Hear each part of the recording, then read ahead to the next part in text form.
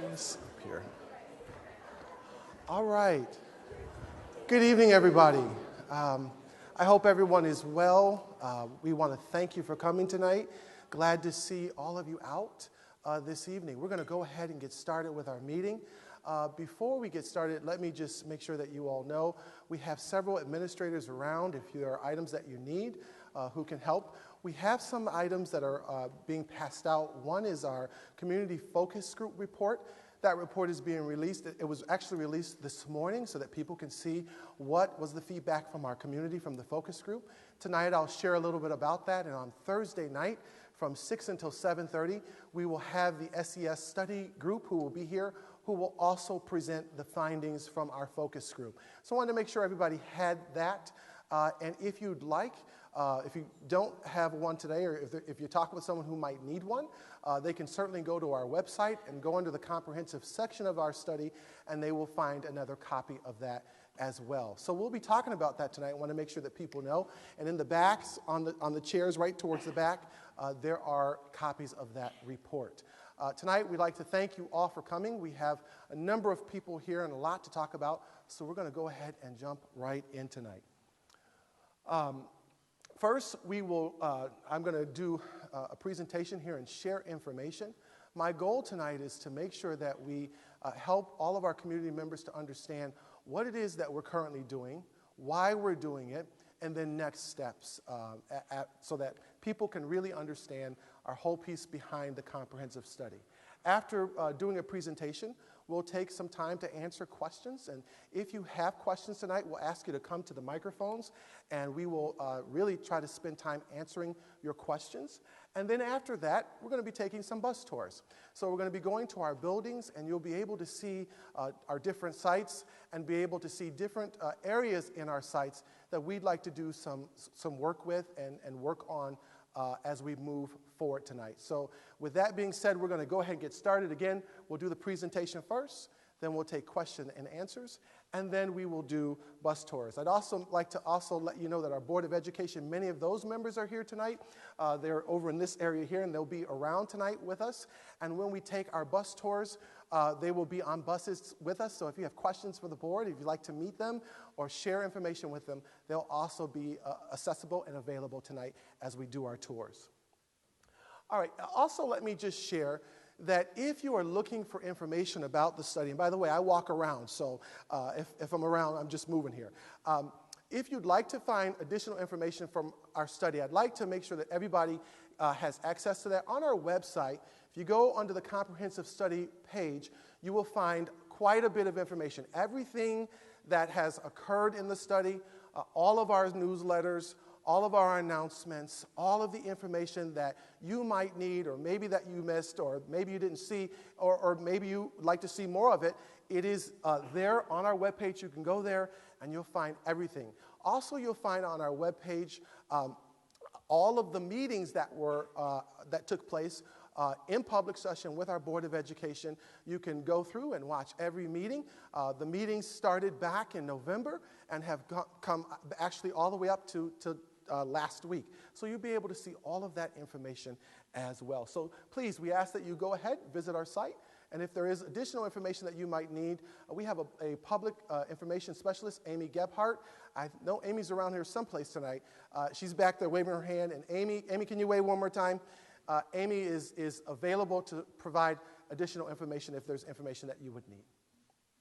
So tonight I would like to answer a couple of questions, and these questions will frame tonight's presentation. A couple of things we want to look at. First of all, why the study? Second of all, what have we learned from the study? And then I would like to answer the question about future expectations around class sizes. What will be done with the money that has been left over from some of the efficiencies that we already enacted this year? We'll talk about that. And efficiencies that we hope to enact in the future, or are looking to enact in the future. And then why the timeline that has been established? We want to answer that question tonight. And then what options will the district choose? Well, we won't be able to answer that question tonight, but we'll certainly talk a little bit about the process with regard to that. And then lastly, what are the next steps that we will be pursuing over the next couple of weeks? So just a couple of general comments just to start out with. Now, over the last couple of weeks, there has, at least the last 2 weeks, there's been lots of speculation, lots of discussion. And I have, you can imagine, I've received many phone calls, lots of emails. I'm sure the board, I know, has also received a number of emails and calls. We've had newspaper reports and TV channels in and talking with us. And many of the reports have actually stated that the Board of Education and the superintendent have actually already made some decisions. And I'd like to really be clear and say tonight to everybody that that really is not true. We are not at any point or in any place at this point to make any final decisions. If that were true, really, and we had already made up our minds, then we would not have gone through the extensive process that we have gone through over the last year. Over the last year, we have taken time out to really, commit resources to the process. We've brought people in to look at different areas. We've really spent time looking at different spaces in our classrooms. We've looked at all of our schedules. It's been a very extensive looking at the things that we're doing currently in terms of our practices. And really, if we had already made up our minds, we would not have done that. We've also taken the time out to really spend a full day with our community and to ask them for feedback and input in the process because we understand the value of having feedback and input from our community. And so really, we did all of those things. We did that because we wanted to make sure that we gained the information that we needed and that we truly did a thorough job with regard to the study. The only thing that was decided, just so that people know, is that, number one, as we started the study, it was that we really needed to make sure that we had a lot of information to understand how we could do what was best for our children. So we were all in agreement, and by we I mean myself and I know our Board of Education, that we wanted to get as much thorough information, as deep as we could possibly get it, to really understand how we could continue to do the great work that we're doing currently and that we want to do in the future with regard to our kids. I know issues have also come up in the past. There have been some concerns and some contentions about past leadership, and I can understand that. There are some things with regard to trust that have been out there. And really, I want to tell you that upon entering the district over a year ago, I promised a couple of things, not only to the board, but to the public and to all those who I met with, even coming in. And what did I promise? Well, I promised that whatever decision-making process, whenever I was going to be making decisions, that I would really use a process that would be open, first of all, and that would be honest, and that would truly be data-driven, that it wouldn't be just driven based on what we thought or what we felt, but it really would be a process that would include all three of those things. If I'm open and if I'm really going to be honest while looking at things, I feel it's also very important that I gather information and do that in a very transparent way with the community. We've gotten information really because what we're trying to do, and I want to be clear about this, is we want to really do what's best for all children, okay? So I believe this is the process that we need to have, and my goal is to make sure that that occurs. Now, we had, let's go to this community focus group report. So today, we put online the community focus piece. And one of the things that people have said was, is the community's voice going to truly be heard? Yes, it will be heard. It has been heard in terms of, I was at the actual community group and I was able to hear some. But on Thursday night, I think what you'll see is that the community's voice was heard very loud and clear by our facilitators, and I'll share some of that information with you tonight. We did, the online piece was put out there today. In that online piece that's out there, you'll see all of the people who were part of the focus group. You'll see their names listed. You'll see key questions that came from the Board of Education that were a part of this whole focus group. You'll see examination that the focus group did on each of the scenarios that the SES study team proposed. So you'll see scenarios A through E with information. The group spent a lot of time looking at opportunities and looking at challenges and listing both the opportunities and challenges. You'll see that information listed in the report. On page 5, you will see a ranked order that the community said, hey, here's how we would rank each of the scenarios that have been proposed by this study team. So you'll see that information. Observations and suggestions and discussions, work from the community focus group is also there. And there's even a full agenda and resources that were provided to the community group for everybody to see. Group information was also recorded and will be provided to the Board of Education on this upcoming Thursday during the workshop that SES will be providing to the board. So all of that information, you actually have it today.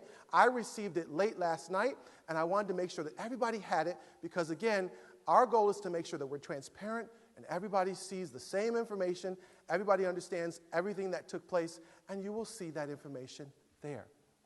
And in terms of the rank order, so there's been a lot of discussion, a lot of questions around several options. There's particularly one option, well, really two, but a lot of questions, a lot of concerns. And you can see just on page 5, you will see the ranked order of how people ranked each of the scenarios, okay? And you will see, for example, scenario E was ranked as number 5 by our community focus group. Please understand that not only am I hearing the community loud, but I know that our board is also hearing the community very loud and clearly. And again, these are the rank order pieces that are there, and we want to make sure that people see that tonight. Okay? So let's start a little bit by talking about my journey since I've been here at Wayne, because I want to walk you through now how and why are we in the place where we are now with regard to having this conversation tonight. So first, when I entered and came to Wayne, I created an entry plan. Some of you remember the entry plan, and there were some goals behind the entry plan. First, I wanted to meet and establish a rapport with all of our students, with our parents, with really the entire community. I also wanted to meet as many stakeholders as I could. I wanted to learn about our educational programs. We have quite a few: IB, AP, Project Lead the Way, Gemini courses, lots of different programs for all of our kids, and I wanted to learn about that. I wanted to learn about our special ed programs, our enrichment programs. I wanted to be able to go out and to visit our schools and to visit our facilities. I wanted to also review finances and operations to see how things were going. And I wanted to become acquainted with the community. I wanted to understand the educational programs we have, the structures. And by structures, I'm talking about, there's a book by Bowman and Dill, and it talks about the political structures. It talks about the human resource structures, the organizational structures, the structural pieces of an organization. And I wanted to understand all of those things and how things operate here at Wayne. I wanted to know about our district fiscal standing and understand the physical plant needs and current operations that are in place today here at Wayne. And really, why did I enter in this way? My goal was to really be able to have informed decision-making as we move forward, that I'd really understand the community and be able to make decisions in a very informed, process-like type of way. Okay?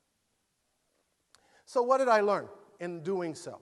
Well, first thing I learned is that we've just got great kids at Wayne, right? We have some of the best kids, I got to tell you, right, around. Our children are just wonderful, very polite, very kind, very caring students who are really performing very well.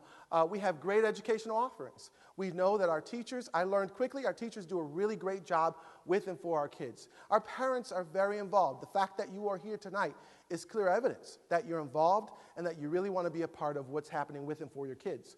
Our community also, I learned, really supports our schools. I learned in terms of our educational programs that we have a plethora of programs that we offer kids. Not only our academic programs, but our extracurricular offerings are quite a bit, which is really good for our kids. Overall, our kids are doing well. However, I did notice in some of our data that there are some disparities that are occurring across the district. So we know with some of our kids who have disabilities, there's some disparity with how they're performing as compared to their general education peers. We did see in the data that children who live in socioeconomic have concerns that they live below the poverty range, that there is some disparity with regard to how they're performing. And so there were some disparities in the district. We also noticed that there were some disparities in different portions or parts of the district in terms of how performance was, okay? So I noticed that. Also, in terms of offerings and student experiences, it became very clear to me that on one side of the district, children are doing one thing, but on the other side, children are doing something a little bit different. So there was some disparity in experiences, class sizes, offering supports that we noticed upon entering the district. There were some concerns with our schedules, right? There was some real worries about, was particularly our secondary schedules. Were the schedules a little bit, class periods, were they a little bit too long? Were kids being able to get additional offerings? So that became clear. There was some concerns around lagging technology, right? So today, we know that children, from the time that they are born at age 2, they're now digital citizens, right? They're using iPads. Some of them are even using phones at 2 years old. And so we wanted to make sure, I want to make sure that we are where we need to be with regard to technology. And we've noticed that across the district that we are lagging. Today, just so you're aware, in many districts across the state, children now have one-to-one Chromebook technology that's happening in all of their places. And we noticed that we're not quite there yet here at Wayne. Our physical space presented some real instructional limitations, and today I'll share some of that with you just in a short while. In terms of the physical plant, I noticed that our buildings we had some buildings that really were in need of repair. We have some HVAC systems, heating, ventilation, air conditioning, and cooling concerns at many of our schools, particularly our 3 elementary schools.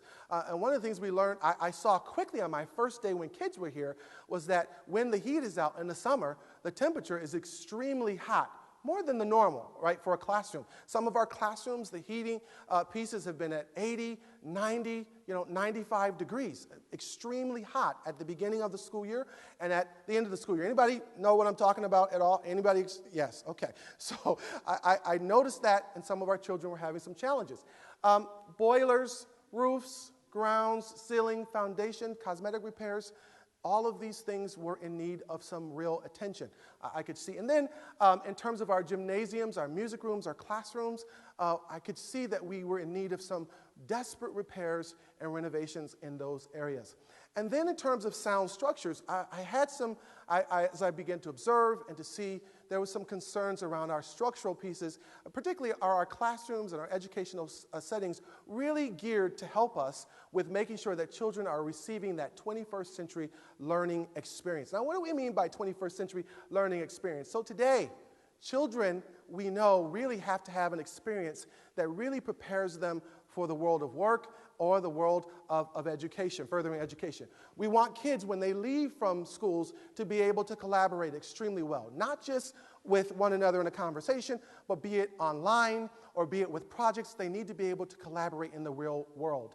We want kids to be able to have a strong critical thinking and problem-solving skills, that they will be able to take in information, synthesize information, and then go out and do things without having to be directed to do things. We want our kids to have global awareness. Today in many schools, kids are taking virtual field trips frequently to see and to connect with children all around the world.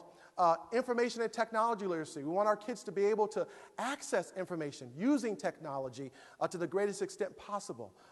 We want kids to be self-directed learners, not people who are always directed to find and to go out and learn. We want our children to be creative and inventive and to be rewarded for their invention. And then we want them to be strong communicators, not just verbally, but in writing and in their actual tasks that they do in terms of their written task, okay? So what we noticed was that as I came in to see, many of our instructional spaces are, for whatever reason, they're not really at this time set up to be able to accomplish these goals for all kids. Okay? Going back to physical plant. So another thing that kind of really stuck out to me was that there were quite a few of empty spaces in the district. And I started to look to see, well, let's see what that is. Now, some of our spaces, by the way, when I say empty spaces, some of our spaces were being used. They weren't mothballed or made into closets, but there was a lot of spaces that really weren't being used in the best possible way. So, for example, I noticed that we had, just recently, a teacher who gives a special service to kids, an ESOL teacher, who is an English as a second language teacher. She goes to a particular building for maybe 30 minutes to an hour a day and has a full classroom, huge classroom, because there's extra space available. A speech and language pathologist, full classroom because there's a space that's available. Lots of rooms that are being used. However, we notice that for 30 minutes a day or an hour a day for a full classroom, that's a lot of space. That's a little bit different. I also began to go through our classrooms and then realized by looking through data and going back and forth that, so we currently have space for 3,400 children plus, okay? 3,400 plus. However, in terms of our enrollment, we only have 2,230 in terms of children. Like, actually, that's our actual enrollment. 2,230 is what I noticed last year. Space for 1,200 extra children. 1,200, right? It's 1,200 extra space for 1,200 children. And by the way, to heat that space, to clean that space, to keep that space up, it can get very expensive. 1,200 spaces is what I saw. And then I also noticed that we had some aging buildings. Our buildings, particularly, we have buildings that are as old as 1926, all the way going up to 1969. None of our buildings were, 40 years or younger.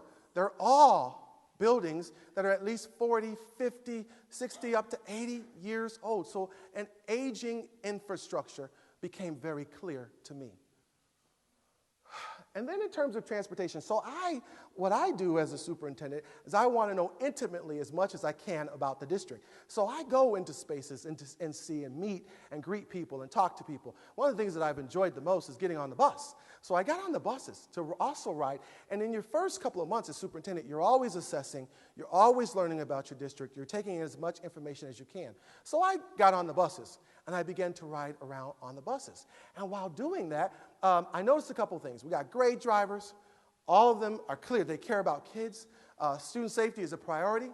But I also noticed that some of our buses were half full, depending on where you lived in the district, right? Some of them appeared to be not as really full as we can. I started to hear from people, well, there's a bus that passes my house every day, and it doesn't seem like the buses are ever full, right? I started to hear those things and then actually experience them myself.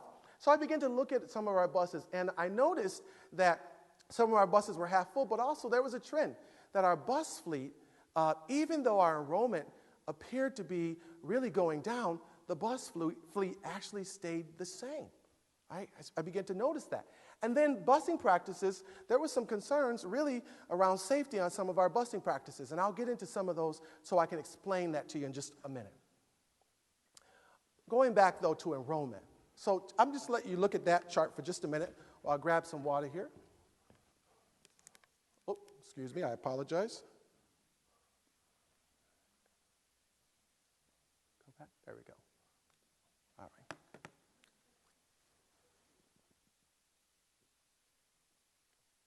So when we dealt with enrollment, as I was looking into enrollment, this picture became very clear to me. Right? Remember I told you 3,400 spaces, right? 1,200 kids less. So I said, well, let's go 10 years back and see what's happened with regard to enrollment. So we had, in 2005, 2006, 2,731 children in our schools, right? Then 2011, 5 years later, 2,400 kids. We lost 306 children over a 5-year period. Then down let's go down to 2013, we're now down to 2,300, nearly 400 children. Down to 2015-16, 2,230. 501 children left our district in 10 years. 501 children left our district. Now, with that number, please understand that what we found is that the schools stayed the same virtually. Our staffing either stayed the same or went up. Our busing stayed the same or, went up here or there. But 501 children less is what I began to see. Now, that's really important. Why is that important? because so districts don't, they don't just run just because we say we want them to run. How many would agree? Yes? It does cost, there are resources that have to be a part of that. And when you have less children, like we get aid for each child that comes into our district, right? There's an aid amount. And we don't get 100% aid for every child, right? We get between 65 and 70%. And so when you begin to see less children come in, right, that 70% of our, and it costs us $16,000 a year plus to educate a child, right? That amount you begin to see decrease as your enrollment decreases. And what we learned was 501 kids 10 years ago times that amount is being reduced. And so that's a pretty significant thing, right? Because we still have to operate how many buildings? 5 schools, right? So start to notice that. Boy, that's a big number. That's huge. Then I also began to do some searching on some of our fiscal piece. I want to share this a little bit with you to share so that you know what's been happening in terms of what we learned in terms of fiscal pieces. So I noticed that some of our reserves were dwindling quickly. And really this kind of came out of, so there was a comptroller here. How many of you remember the comptroller audit that was here a couple years ago? Yes? And the comptroller comes in and they tell the district, you've been saving too much money. You got to get rid of this money, right? Start spending it down, basically. And by the way, the comptroller, they generally tell every district the same thing. If you go on to Penfield's website, if you go on to pick a district and look at the comptroller's report, they tell everybody that, right? So the comptroller has a political job that they're responsible for. Generally, comptrollers become governors. and so their goal is to also save money wherever possible, right? They don't have a job of operating schools, right?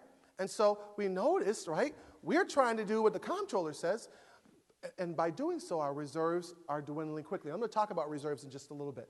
Less money was coming in, as I shared, because of less enrollment. 501 kids 10 years later. So less money is now coming in. Space for 3,400 is being maintained, which all has a cost, and we only have 2,230 kids. 1,200 less children, and we're maintaining the space for them instead of really trying to right size for that. Right? The budgets, we noticed that they were tight and that they had not equated sometimes for anomalies. And I'll share with you some of the anomalies that we experienced last year. And the board, I know they're like, Mathis, geez, what are you doing, right? But I'm going to share some of the anomalies that came up. First of all, so last year, my first day here, I'm here in the PAC Center, and I'm meeting and talking with all of our staff. And the air conditioning unit, it goes out, right? It's an act of God. It gets struck by lightning, and we have to repair the air conditioning in the PAC. It cost us money to repair that, right? By the way, that was not accounted for in our budget. We do such a great job with our special education supports and services for kids that we're popular. We had 21 families who moved in with kids with disabilities, some of which have pretty severe programs. And as a parent of a child with a disability, I know how important finding a strong educational program is for all students, right? So 21 children move in. Some of them have very extensive programs. And by the way, some of the more extensive programs through our BOCES, right, they cost you $65,000 up to $100,000 a year, right? That's what they cost. And you can't say to kids when they come in, sorry, we're glad to have you, but we can't really send you to this program that you need, right? You're breaking the law when you do those kinds of things. So we had 21 come in last year, which we had not accounted for. How would you know that 21 kids are going to come in to your district? You just, right, you don't know that's going to happen. We had a light that fell outside, several lights right out here in the parking lot, like, there was a winter storm and the wind blows, knocks the lights over, so we've got wires in the middle of the ground. We have to get that stuff fixed before kids pull in the morning time that we have to repair, right? That wasn't accounted for. How would we know that? At our elementary school, we have a water main break, OP, right over here. Some of you remember you pulled around in the parking lot, and what happens? There's water that just comes out of the ground. Like, what is this? Why is this happening, right? That's what takes place. The water is coming out of the ground, and we have to be able to prepare for those kinds of things, right? And then here was the kicker. This is the one that got me. How you doing? Tell me your name. Jessica, nice to meet you. So Jessica, here's the one that really got me, right? So we didn't do anything. But in Michigan, right, there's this thing that happens. There's lead in the water. Michigan. It's not in New York. It's in Michigan, right? And so all of a sudden, it starts. Hysteria starts. People are all concerned, right? You got to test your water. You got to test your water. You got to test your pipes, right? And so what do we start to do? Okay, yes, we'll test. Let's get out in front of it. Let's test, right? These things, by the way, do cost money, right? So we begin to go and test all of our water fountains. We look to make sure that there's no, because we want our kids to be safe, yes, right? So we start to do that. And just when we think that we're all done with doing that, right, what happens? September 6th, we're done. September 6th, the governor comes out, who wants to be reelected again, by the way. You can vote for him if you like. But anyway, the governor comes out. I won't. But anyway, you didn't hear me say that. The governor comes out on September 6th, the week that school opens, and he says, here's what you all need to do, right? Because we want to make sure that all of our kids are safe, as if we don't want to make sure, right? What I'd like for you to do now is go in. The water fountains in the hallways were not enough. You now need to go in and you need to test every single sink in your buildings, especially those that are in your bathrooms. Well, why? Because, kids do drink the water in their hands sometimes. They do that kind of a thing, right? So, all right, fine, we got to test those. But at Wayne, right, you do understand we have over 683 sinks in 5 buildings that all have to be tested. And all of those things, if there's a problem, they have to be remediated, right? Because now it's the law. So those are things that have to be accounted for in budgeting. And while we were trying to do the right thing and be careful, what I noticed is that we weren't quite there. So it was clear to me that we had to do something around that, right? And I understand. So the comptroller came in, said you guys got to spend more money, you got to not save money, and we were trying to do, and I know that this board was trying to do what the comptroller said. That's their goal, is to try to maintain and make sure that we don't do anything wrong, that we're doing things proper. But what happens is sometimes, like I said, the comptroller don't quite, they don't get the operations of buildings sometimes, right? So those are things that all came up. So the reserves, we noticed also, they're being used to supplement our programs, right? And to take care of repairs that may have come up, right? We noticed that, so we didn't have enough money coming in, so we needed some place to get money from, and so we started to use those reserves, because again, we were told to spend down the reserves. Well, why would there not be enough money for staffing? So last year, we had $700,000, right, increase in just staffing and benefits. $700,000, because we have contracts and unions, and we have to be able to pay people their wage, right? So $700,000, and this is in our budgeting packet. You can find that there. We knew that we were going to have to come up with $700,000 more. But to raise that kind of money, right, you got to look at your taxes. So there's a thing called a tax cap. How many are familiar with the tax cap? 2% or the CPI, right? That is a very limiting factor, right? So what it says is that, hey, look, you can only raise your money by a certain amount. What's our amount? $425,000. $700,000 we have to raise it just for staff and benefits, but you can only raise your total tax base by $425,000 unless you get an override by a tax vote, right? We're going to talk about that tax override shortly, too. I also noticed that trips were being paid for by parents the year before I got here. Anybody remember that at all? Like instructional trips are being paid for by parents. Anybody know what I'm talking about at all? Yes, some people, yes? Okay. That's not what people do usually.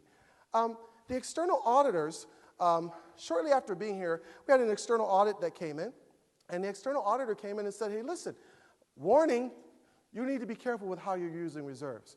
They're going too fast. There's a problem there. You gotta get this, be careful on that.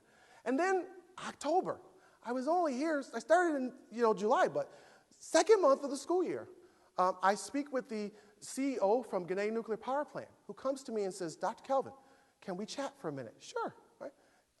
I'm concerned because I don't know if Gannett is going to stay open. So I'm already thinking about all these other things, and then I hear about Gannett. Okay, so I'm thinking, boy, Gannett can't close because that would be a real problem for us.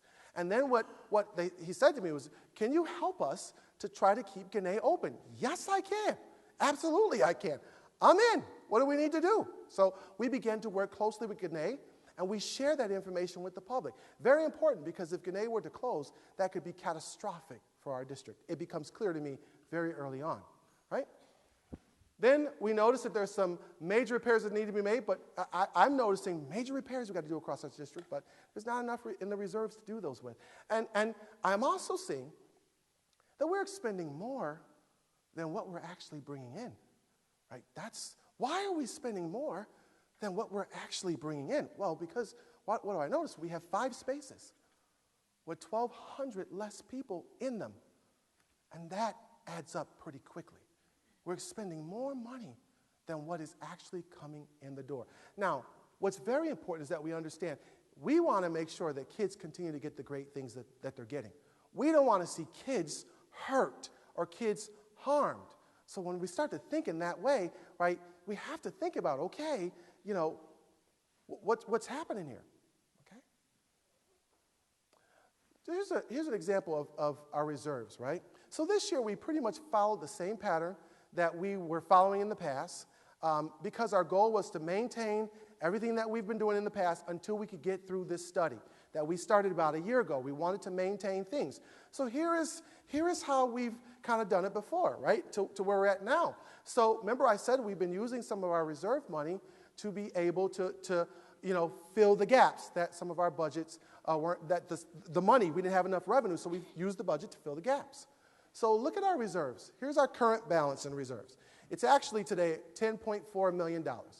Now, at the very top, you will see what's in our capital reserve, $1.39 million. That's money that you can use to repair school buildings, all right? Let's keep that in mind, because I'm going to come back to it. Our bus purchase is $696.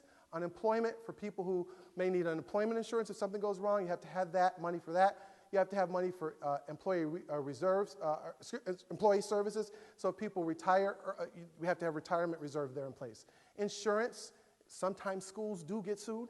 In fact, there are some people who go to schools and they fall on purpose to sue the school, believe it or not, right? People set you up, so you have to be careful with that.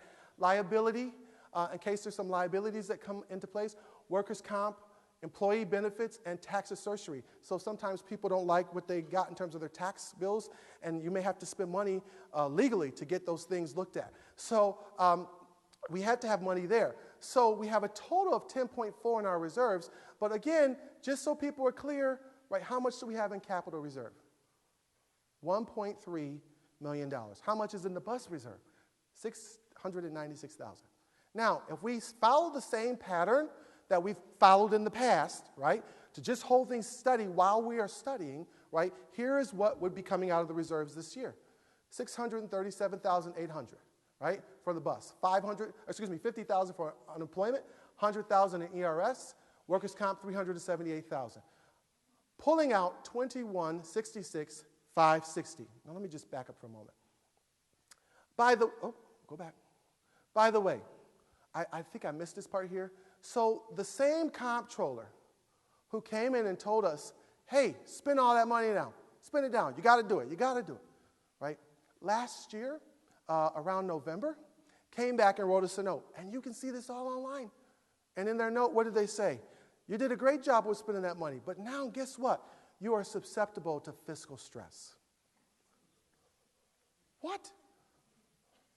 We did what you told us to do. We followed your plan. Remember, I told you the comptroller doesn't quite understand how to run a school building, right?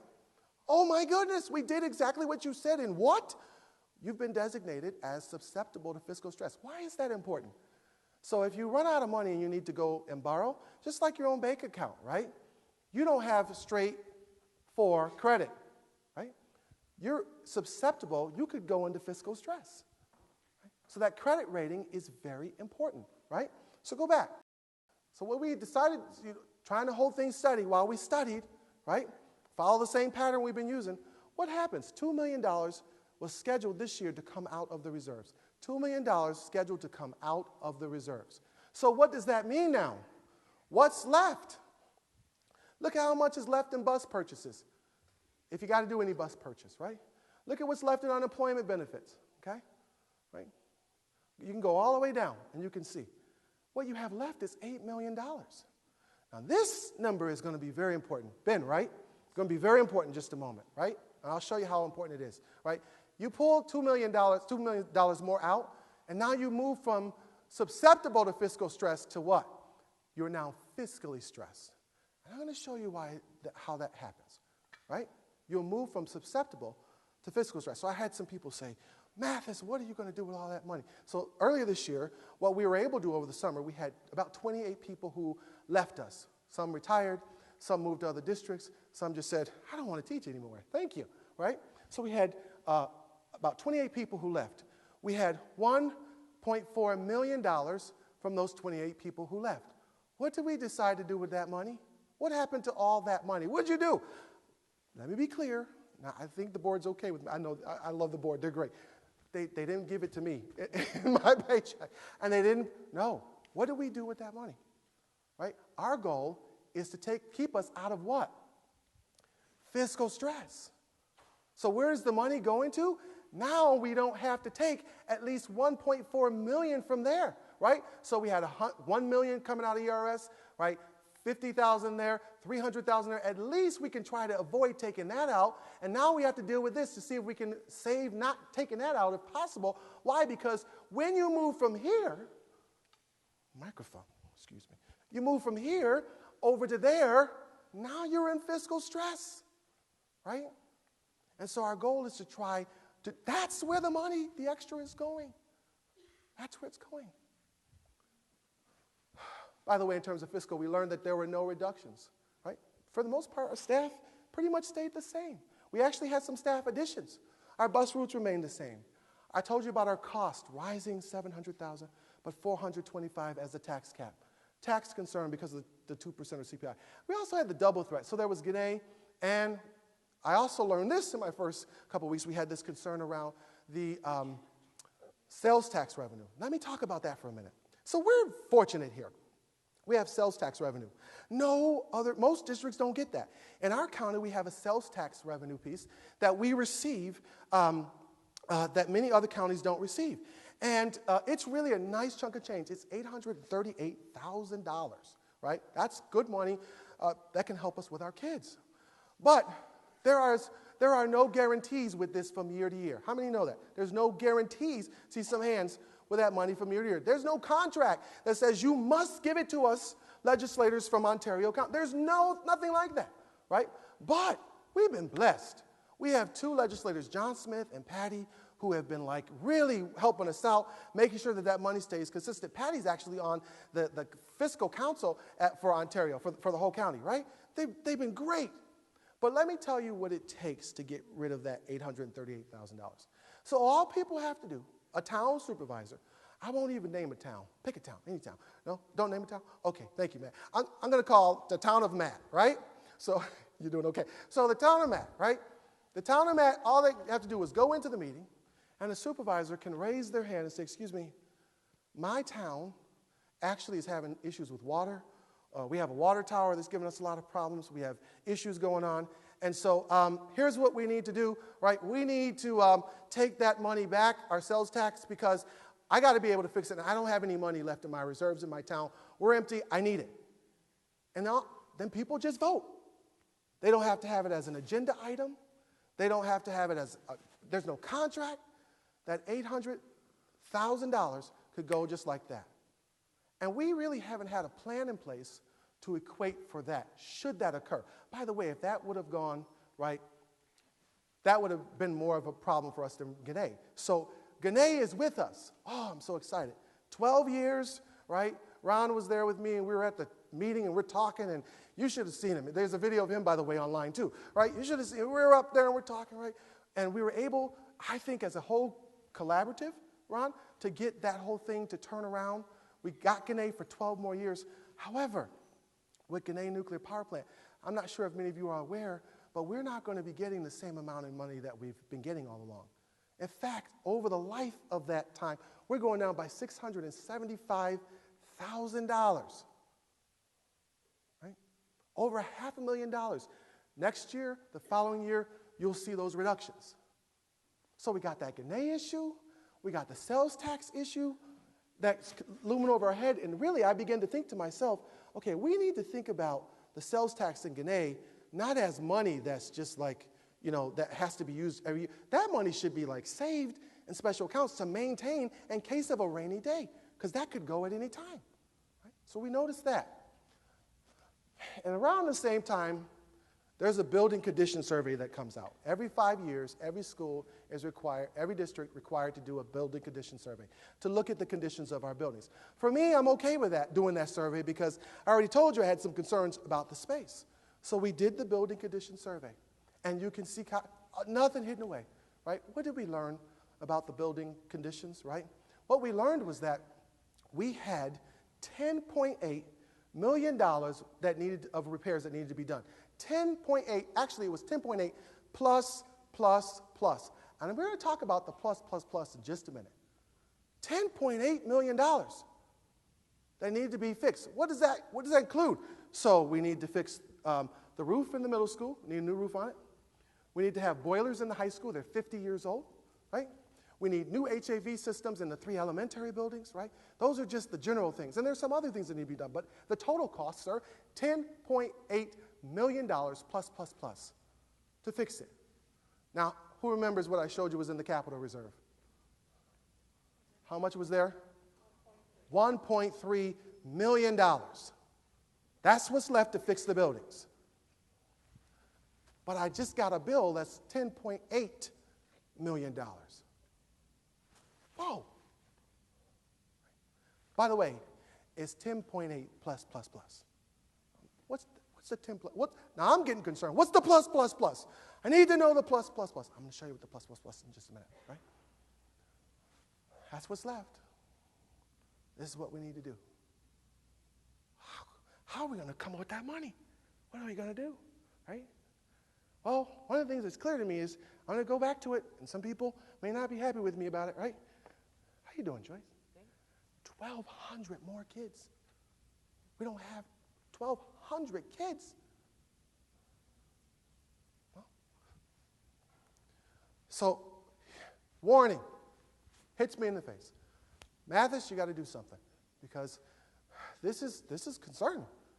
We got to look very deeply.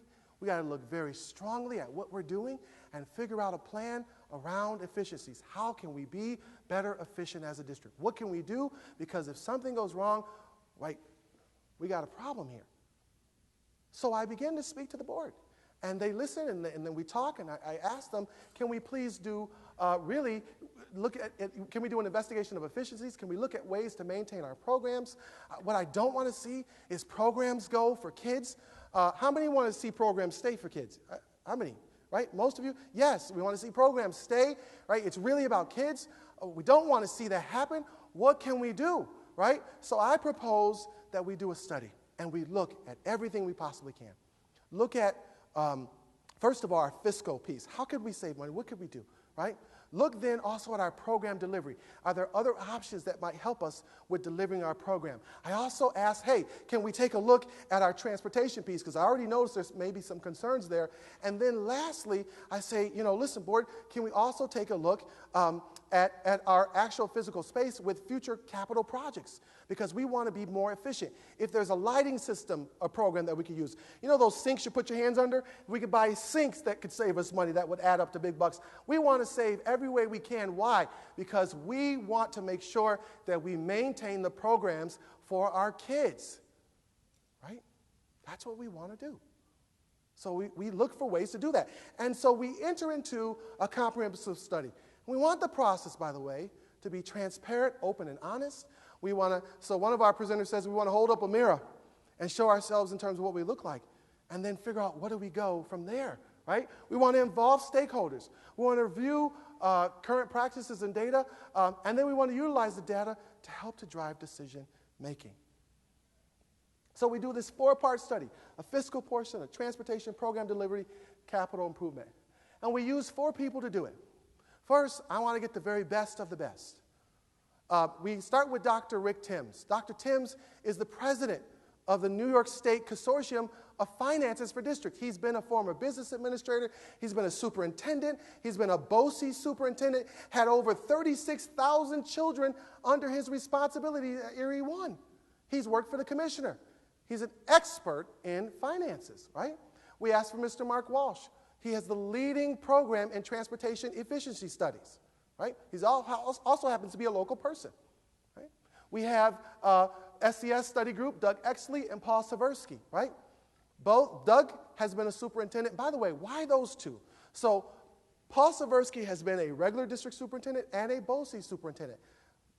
Quite a few kids that he had under his piece. He also looked at ways to merge or consolidate services in his districts that were underneath his leadership.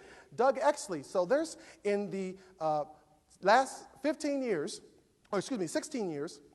there's only been 7 districts across the whole state that were able to merge, right? Do some merging kinds of things, right? And Doug is one of the district, he was the superintendent of the 7, an expert in how to consolidate services. And then we had Jim King from King & King, who actually did the architectural part. So there's 4 parts of the study. I've heard people say there's only 1 part. No, there were 4 parts to the study, right? These are the 4 parts. Because we wanted to look at the fiscal, the transportation, the program delivery, and capital. What did we learn? So now I'm going to move to what did we learn? I'm almost there. Well, first of all, we learned that we got to do a better job with spending. Spending's got to be better controlled. We just can't keep spending more than what is coming in the door. That's not a good practice. You don't spend more than what you got. At the current trajectories, the district, what we learned from Dr. Timms is that the district may experience cash flow issues that could result in us having to go out and get revenue anticipation notes or tax anticipation notes. That means if you don't slow down with some of your spending, you're going to have to start going to borrow just to make your bills. You're just spending way too much. We also learned from Dr. Timms that 2016 building condition survey shows numerous building deficiencies that got to be repaired. We now have more debt in terms of building repairs than we have in our reserves, right? Significant efficiencies and economies of scales, he suggests, really need to be undertaken, right? These include, but are not limited to, don't buy stuff unless you really need it, right? Don't spend unless you got it. Shared services, we need to consider, can we share any services with other districts? Can we share services through BOCES? The nice thing, if you go through BOCES to share some services, like if we need an audiologist, someone who does ear testing, or a pathologist or something like that, if you go through BOCES, what happens is that position, you can get it up to 65% of a person, and you get 70% of that money that you spend on that person back. So look for ways to bring revenue back as you expend, okay? Then he said, you need to do some budget right-sizing. You just got too much here. Your staff-to-student ratios, you really need to take a look at that, right? Because the ratio is a little bit less than some others are around. So, for example, Penfield has a staff-to-student ratio, right, in terms of classrooms. Class size, right? Elementary kids, 24 kids. I heard today Pittsford, 25, 26 kids. Webster, right? 26 children.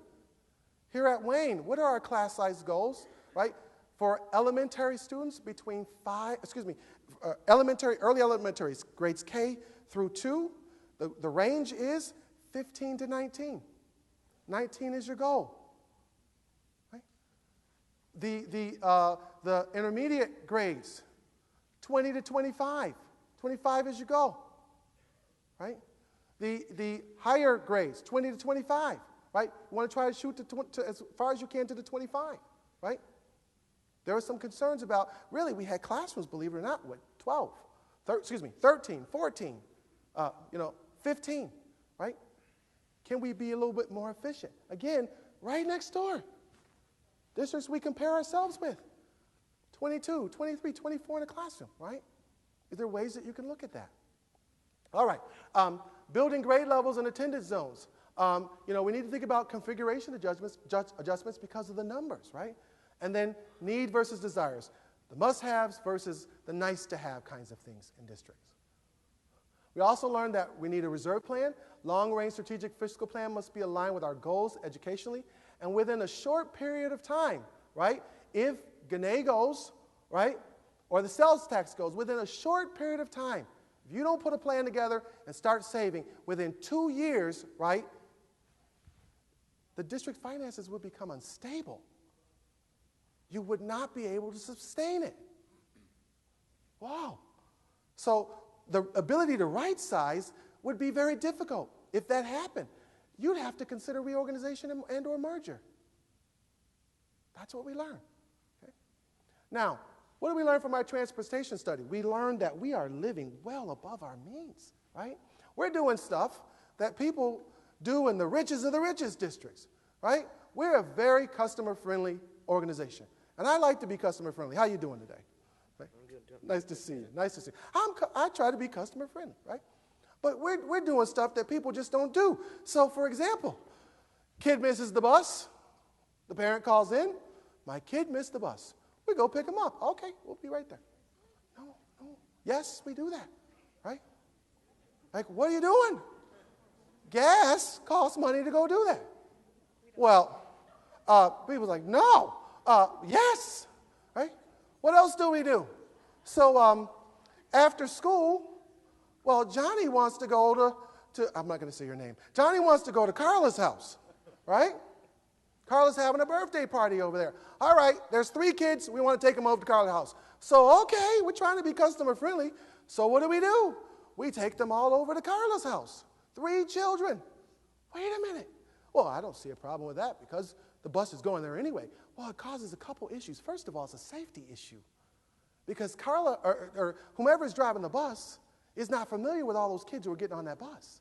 One thing that bus drivers are, they're very connected to their kids, and they're connected to where they drop kids off at. They know who's at the door, they know who should be there, and when something's strange. That's what bus drivers, they just do that. They're great at that. So now, right, they all want to go to Carla's house, so there's 3 kids on the bus, and we take them over to Carla's house. We just, okay, we'll take them, because we're trying to be customer friendly. But, guys, like, this isn't a taxi cab service. Whoa, that's a significant cost.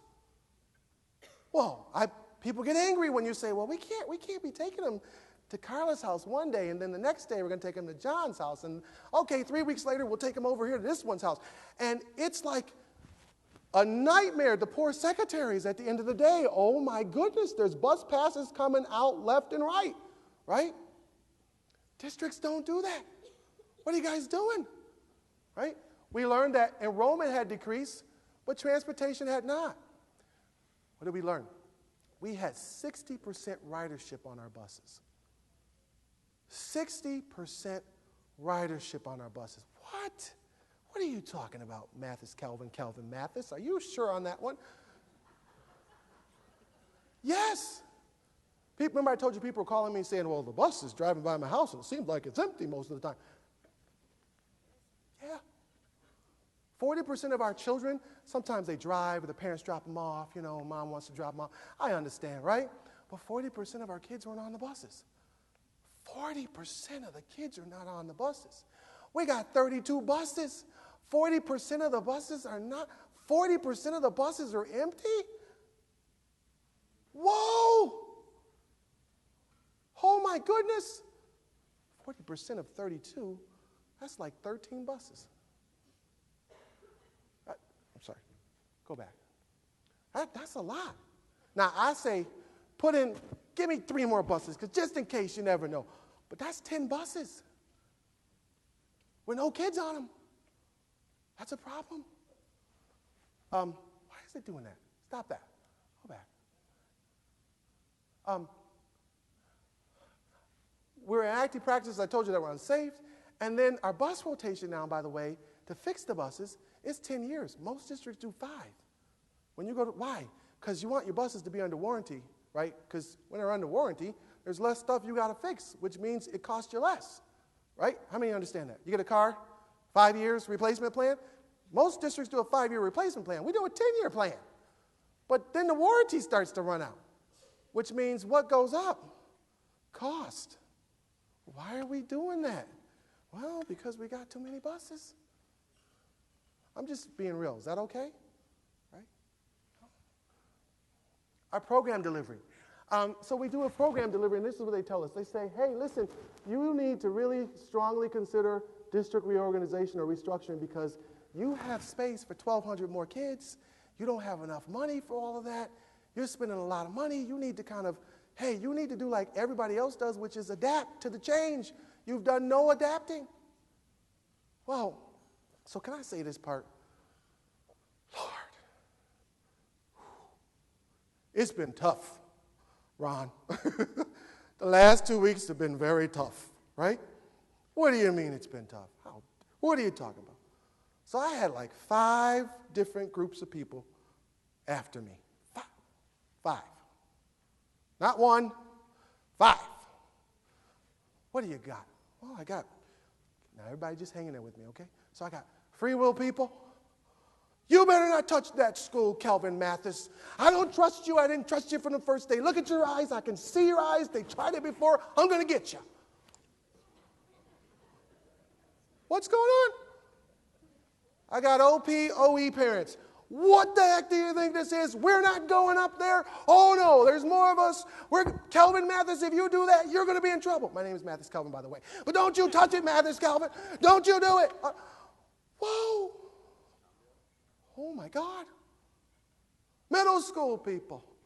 Middle school. Don't you see all those awards that we get every day? Those kids are doing well. You didn't see all the awards that everybody gets. Look at those awards. How could you touch the middle school? The middle school is just fine. Don't you touch it. Don't you do anything to it. Leave it alone. Okay. Then I got the high school. Don't touch the high school. You touch the high school, all the kids are going to be pregnant. Everything's going to go wrong. It's going to be a mess. Oh, my God.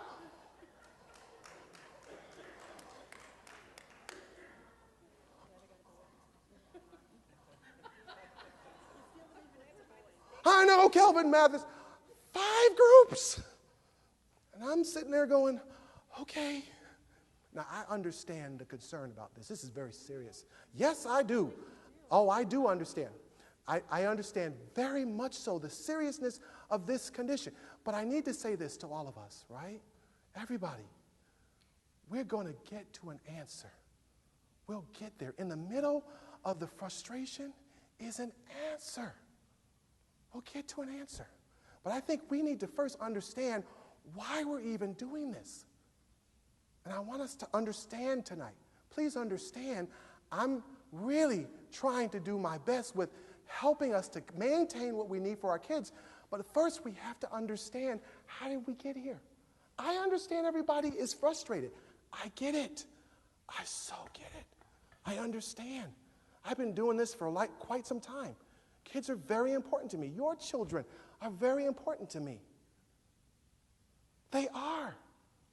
In the middle of the frustration, though, everybody, there is an answer. There is an answer, and we will find the answer. How many agree we're going to find the answer? Yes? Right? We're going to find the answer. How many agree we're going to find an answer? We'll get there. How many think we can find an answer? Yes? We'll get there. I'm sorry? Yes, we will find it. We will get there. It may take us some time. If we need to take more time, we'll get there. But what I'm asking you is just to have patience. Now, so we have more stuff than necessary. We need to think about our demographics. This is also important that came out. Let me go back. We have more staff than necessary. We need to make some reductions because why? We could also offer more to kids. Because we're spending so many things, so much resources on other things, right? The programs for our kids are at risk. There are some opportunities that we learned from this portion of the study that we could look at. So preschool is one opportunity.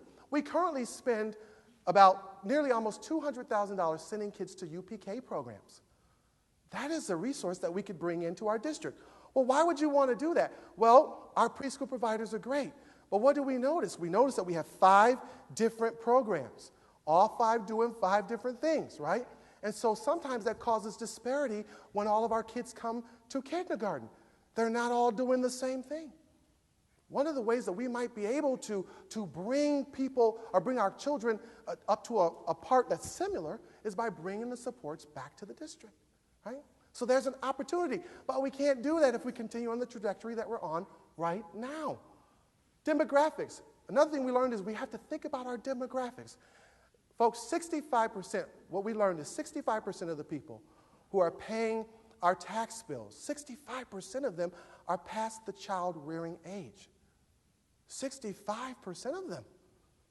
That's who's paying the bill, right? Very important to know. Why? Because whatever you do in terms of the future, you have to understand that who's paying the bill for this.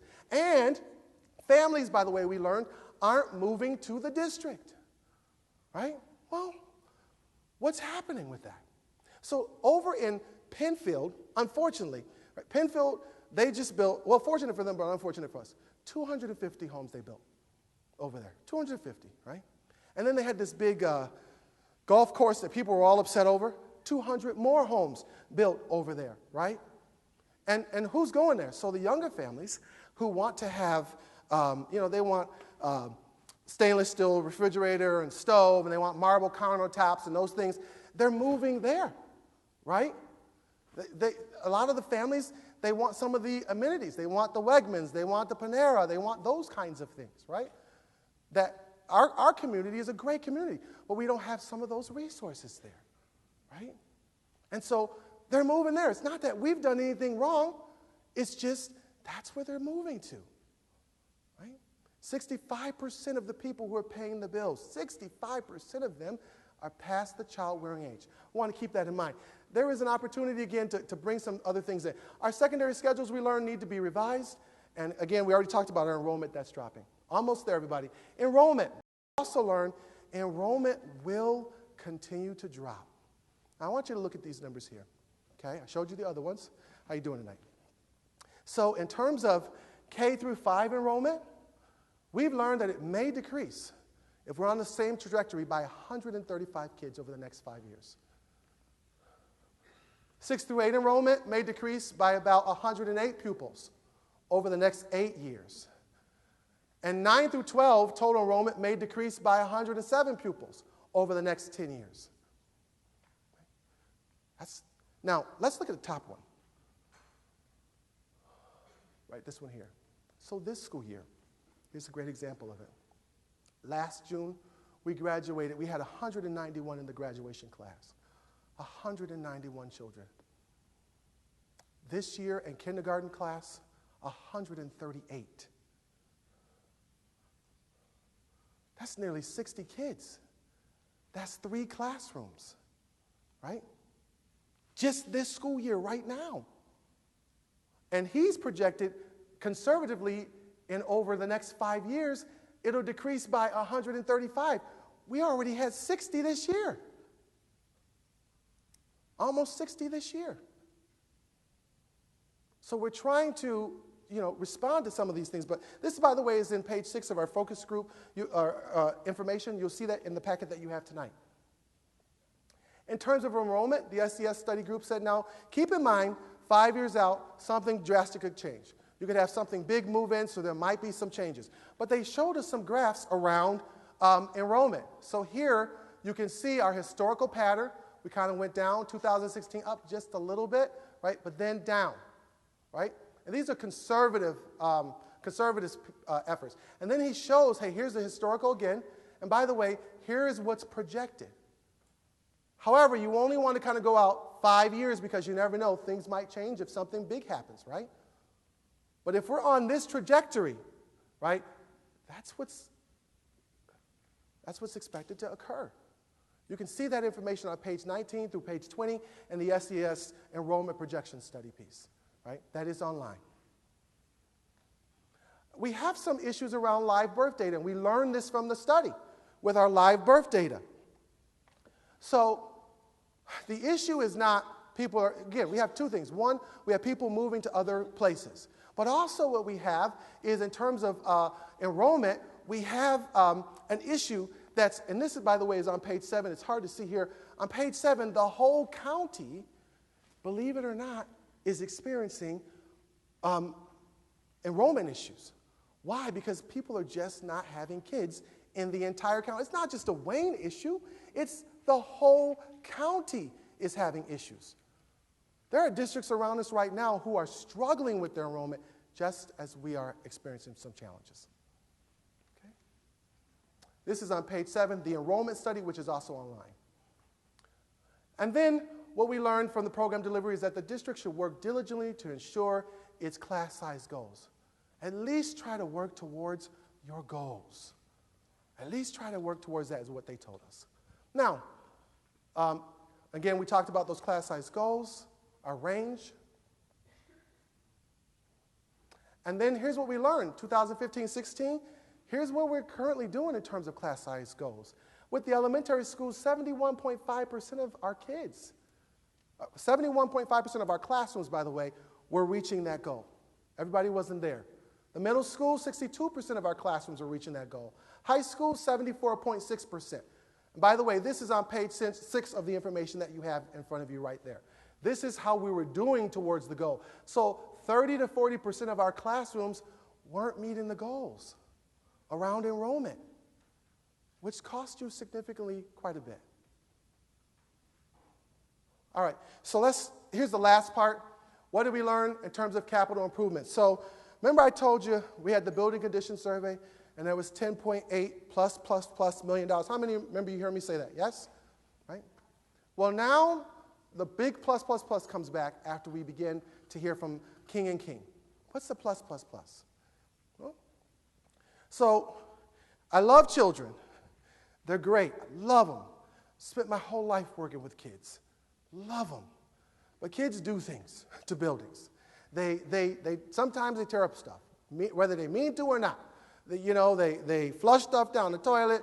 They leave the waters running. Sometimes they'll swing on the doors. They'll write on the walls. So King and King said, all right, let's look at what this will cost you guys if you keep everything that you have. So they said, all right, there are other repairs that you make. So in our building condition survey, they highlighted the main things that need to be done. The roof in the middle school, the boiler system in the high school, the HVAC systems in all of our elementary school buildings. Right? They highlighted those things, 10.8. That's the 10.8. But then they said you also have to equate for 25% additional pieces for your yearly maintenance, right? So every summer, we paint walls, we wax floors, we go outside and fix any issues that might be going on with the bricks and the mortar, right? We have to put that in our budget every year. So they said, okay, they put that amount in, right? And then they said, if you want to renovate space minimally to make the space 21st century ready, we talked about that framework, here's what it will cost you. So they added it all up, and they put it in. I said, okay, if you do nothing and you just keep all 5 spaces, here's what it's going to cost the taxpayers. It will cost you $27 million to keep all 5 schools. If you do nothing, you keep them, just the basic repairs, and you got to do the basic stuff because you don't fix the boilers and stuff, the health department will be here. It's going to cost you $28 million. That money's got to come from the taxpayers. Right? I'm going to be real with you. Right? That's about your tax bill times 2. That's what it's going to cost. You can keep it. I'm okay with that. Honestly, I am. But you need to know that's what it would cost you to keep everything. For me, in my mind, I go, oh my gosh, all right, we got 5 things, 1,200 less kids. We need to think about that, all right? Then they said, all right, they gave us these scenarios, so we looked at the scenarios. And they said, okay, if you do scenario A, you'll have an annual savings because of staffing of $1.5 million, and then it will cost you $24 million to do that, right? How much aid will you get back? About $16,000 over a 20-year period, okay? The local share when the project's done is $7 million. If you do scenario B, it's going to cost you $1.5 million of annual, that'll be your annual savings. Your cost will be $26.4 million, right? $18 million is what you'll get back. You do scenario C, just in staffing, you'll have 1.752 savings for annual staffings, $24 million. Scenario D, 1.7 of annual savings for staffing, $24 million is what it's going to cost you. Scenario E, $3.2 million, right? $19 million to complete that project, right, to do that. right? And by the way, again, this is the 25% extra of maintenance that you have to do pretty much every year, plus the stuff that's required to be done because of the building condition survey. And then your yearly kind of upkeep, right? Minimal renovations. This is what it will cost you. Right? That's just what it costs. Right? Okay.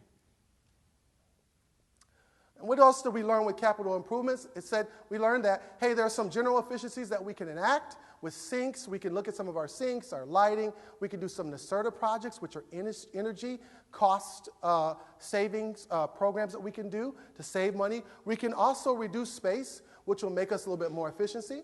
They talked about this fund that's out there. It's called the Smart Schools Bond Act, and some of you were at the hearing last week.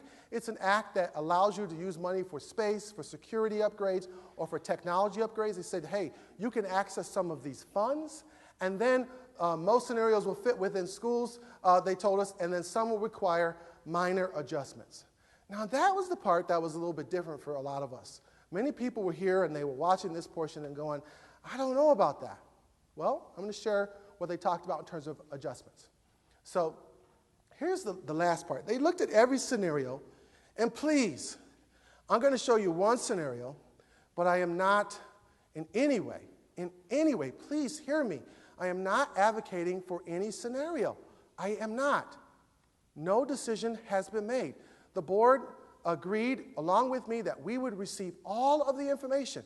The information is coming Thursday, the last part, and then we would take all of the information and deliberate and go from there. I have not made any decision. I have not recommended to the board formally, no formal recommendation. At this time, no, in terms of this scenario. This scenario, I have not recommended at this time, right? We are going to get all the information, and then we will go from there. All right. So, but I'm going to just show you this scenario. This is scenario E, and they said, hey, listen, looking at everything that you have, if you were able to bring preschool back, right? They said there's no need for even looking at these scenarios if it's not going to work. If every scenario isn't even going to work, will it fit in the building? So first they said, well, if you brought preschool back and tried to fit that through too in the primary school, would that work? Not today, right? But with those projections that were there, 2-3 years out, would that work? Okay? And again, we showed you what's happening already this year, right? And what they said was, yes. Now, by the way, white space is empty space. So these are our courtyards. And then here you'll see like a chevron-like piece here. This tells you what kind of renovation you'll need to do in that space. So this is, for example, is our library. They said to bring the library up to par, you'll need to do some medium renovations, okay? And then we have some things in our gyms that we know would need to have some medium renovations, our main offices, right? And they said, listen, honestly, you could fit preschool to 2 in the primary school. 100 kids more coming back to the district, more opportunities for earlier learners. And then they looked at the middle school, and they said, could you fit 3 through 6, not middle school, but 3 through 6 in the middle school, grades 3 through 6, right? Can you do that? And they said, well, yeah, you could, right? With some, these are level 2s, with some medium renovations, right? And here's a gym that they said, hey, you could do some renovation with. You could decide if you want it or not, right? If you don't, you could possibly do some renovations with it, right? And then they just kind of went around. And these spaces, by the way, are huger spaces. These are technology labs. Some of these could be made into 2 rooms because they're so big, 3 rooms. And they said, hey, with 3 through 6, and by the way, 3 through 6, there's 140, 150 at each grade level, okay? The total number would be 660 people, 660 children. A little bit under that, okay? So with 3 through 6, could you fit that in the program, or in that building? And that building, by the way, it could have 850 to 900 kids in it. It's a big building, beautiful building. 850 at least could fit there, right? And the high school can have 1,130 children. Can you fit that program, 3 through 6, in that building? And they said yes. This is the part that's caused a lot of contention, right? Well, they said not only could do that, but remember, right space is empty. This is the second floor. This is the first floor. This is the second floor. So you could fit it in there. You'd actually have room to do other things. You could put in more things for kids. You could make spaces a little bit better, more 21st century ready. And I'm looking at this and I'm saying to myself, well, that just seems weird. How could that be? I don't understand that. We had 21 special ed students come in. We need to make sure that there's space for that. And so they said, okay, well, let's put extra rooms in there, 6 extra rooms. Remember those tech rooms I told you, they're big, they're huge. You could have almost 2 or 3 rooms in some of those tech rooms, right?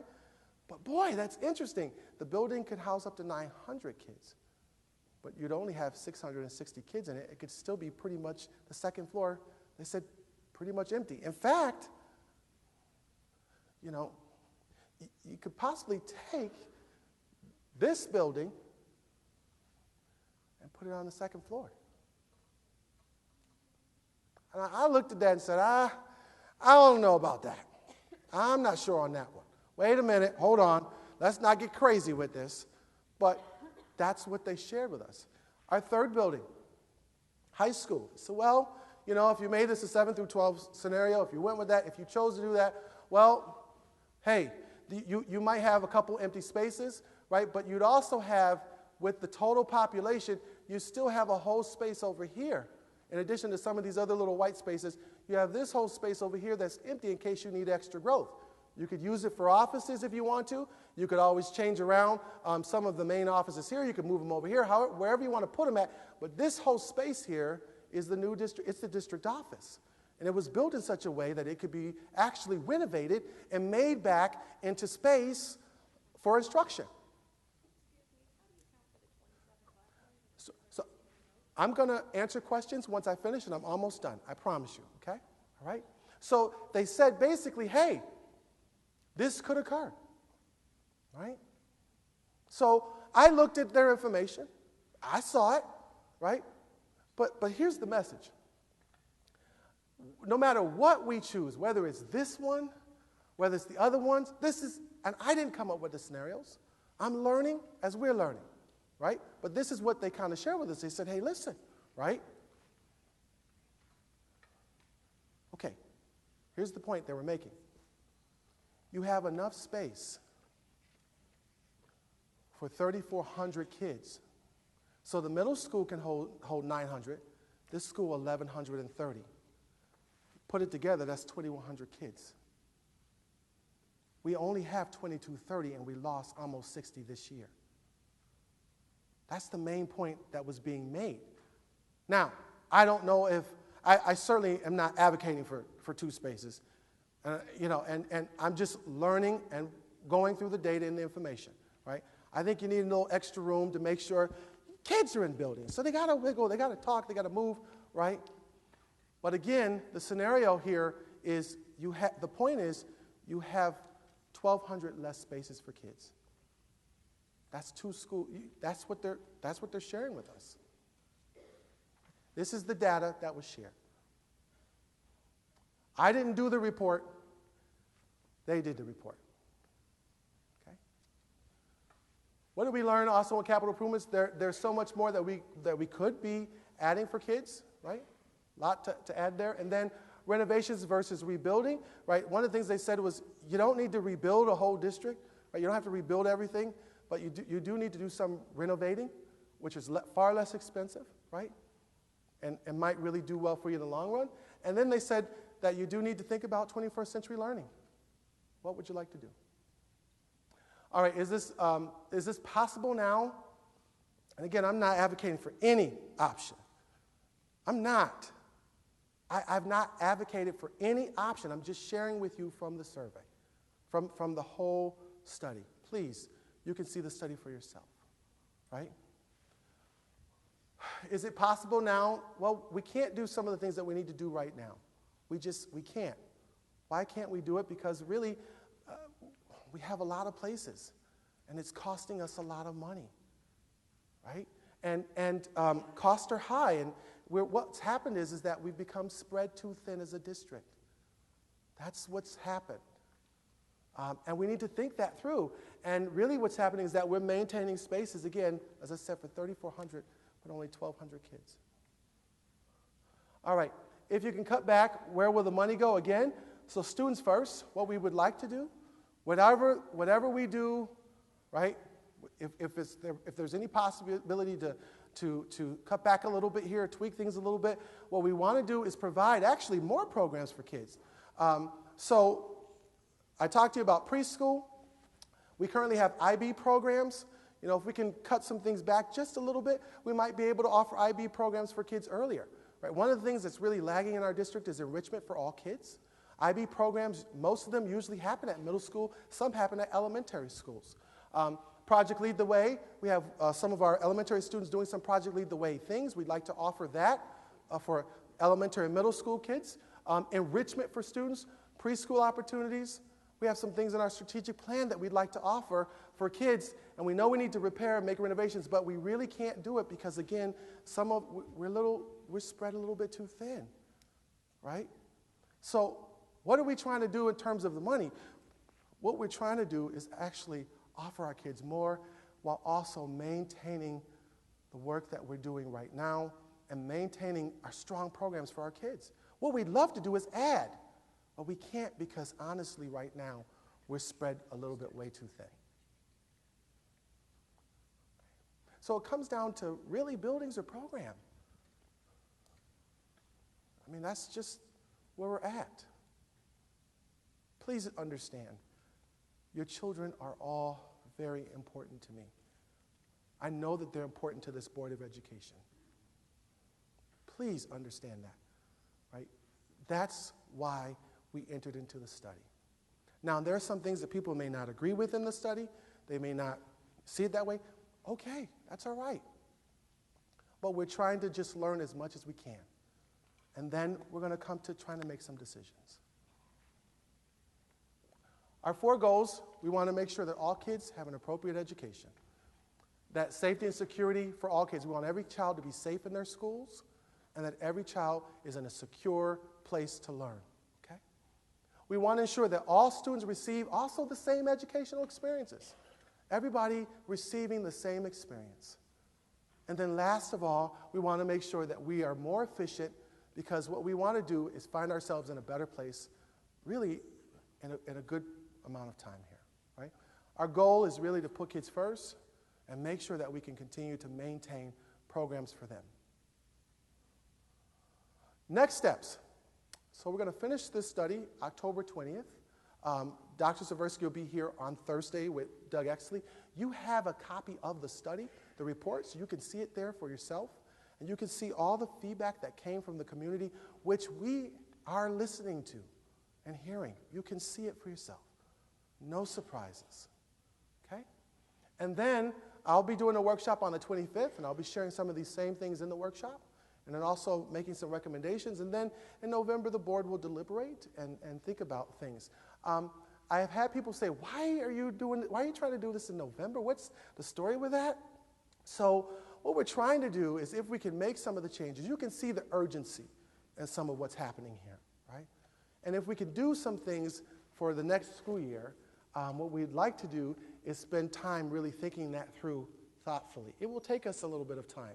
So November is when we enter into the budget season, and we need to take from November to really around the budget vote time to get everything outlined, to understand the staffing, to understand everything. It takes some time to do that. So we need to first know what it is that we're going to do so that we can then go ahead and prepare for that. So if we're going to do any of this in next year, let's say it's one school, right? If we do one school, right? We need time to be able to plan for that. So that's why we've set the time frame around November to see if there's possibility to have a decision around that, because it takes us time to get that set up and then to make sure the budget is ready for that. Okay? And we really also, again, want the process to be thoughtful, open, honest. Okay? All right. So our questions: why the study? What have we learned from the study? I think I shared what we've learned. What are the future expectations for class sizes? Right? We want to be within our range, just within our range. What will be done with the money that's left over? Our goal is to put it into fixing the facilities and offering more program for kids, right? Why the timeline? I just explained that. What option will the district choose? We're not there yet. We're not there yet. This report, Thursday, and then we'll start to talk about that, okay? And then what are the next steps? I just shared those steps. Okay, I want to thank you all for at least hearing me out. I so appreciate you doing that. So if you have questions now, you can come right to the microphone so that we can hear your questions. Come on down. Hi. How are you this evening? Thank you. Hello, my name is Paulina Doran. I have students, both boys in 9th grade and 6th grade. I don't really have specific question, even though I do have 100 million, and I have many concerns. But I will address, probably my main concern is the overcrowding possible. And I brought this one page. I didn't make myself a nice PowerPoint presentation, but I would like 2 members of the school board to take this from me. This is the page you showed from the high school plan. It's the conceptual design, page 37, where the little font in the notes says that we are 26 classrooms short.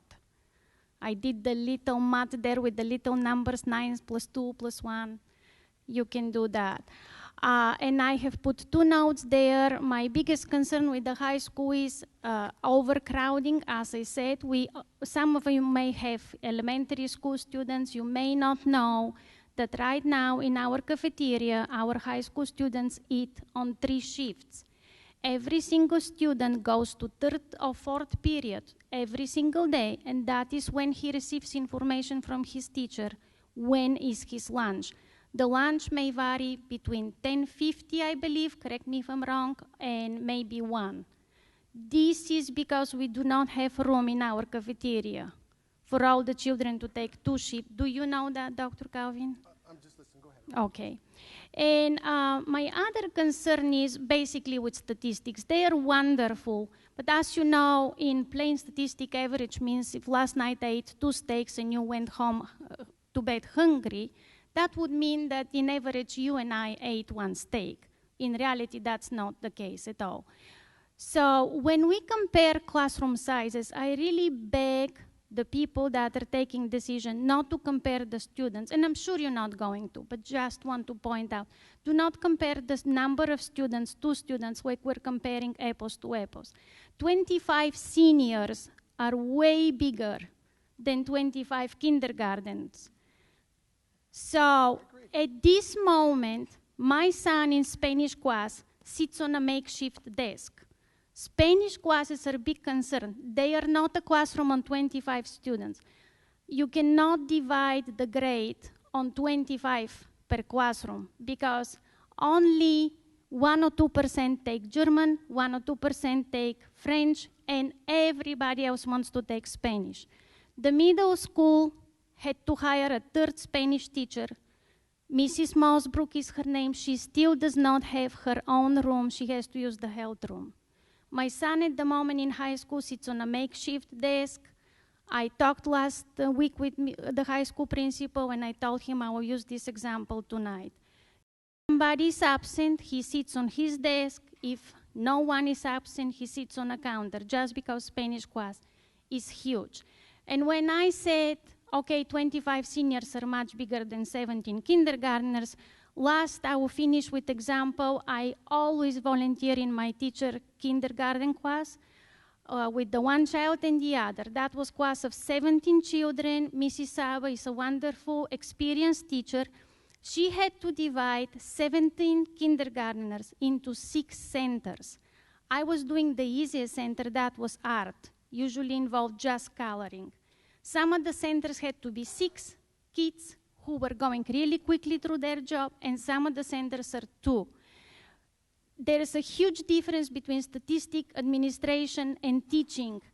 Maybe we have to ask ourselves, how do kindergarten teachers go through one day with 17 only kindergarteners, and they're all on different levels?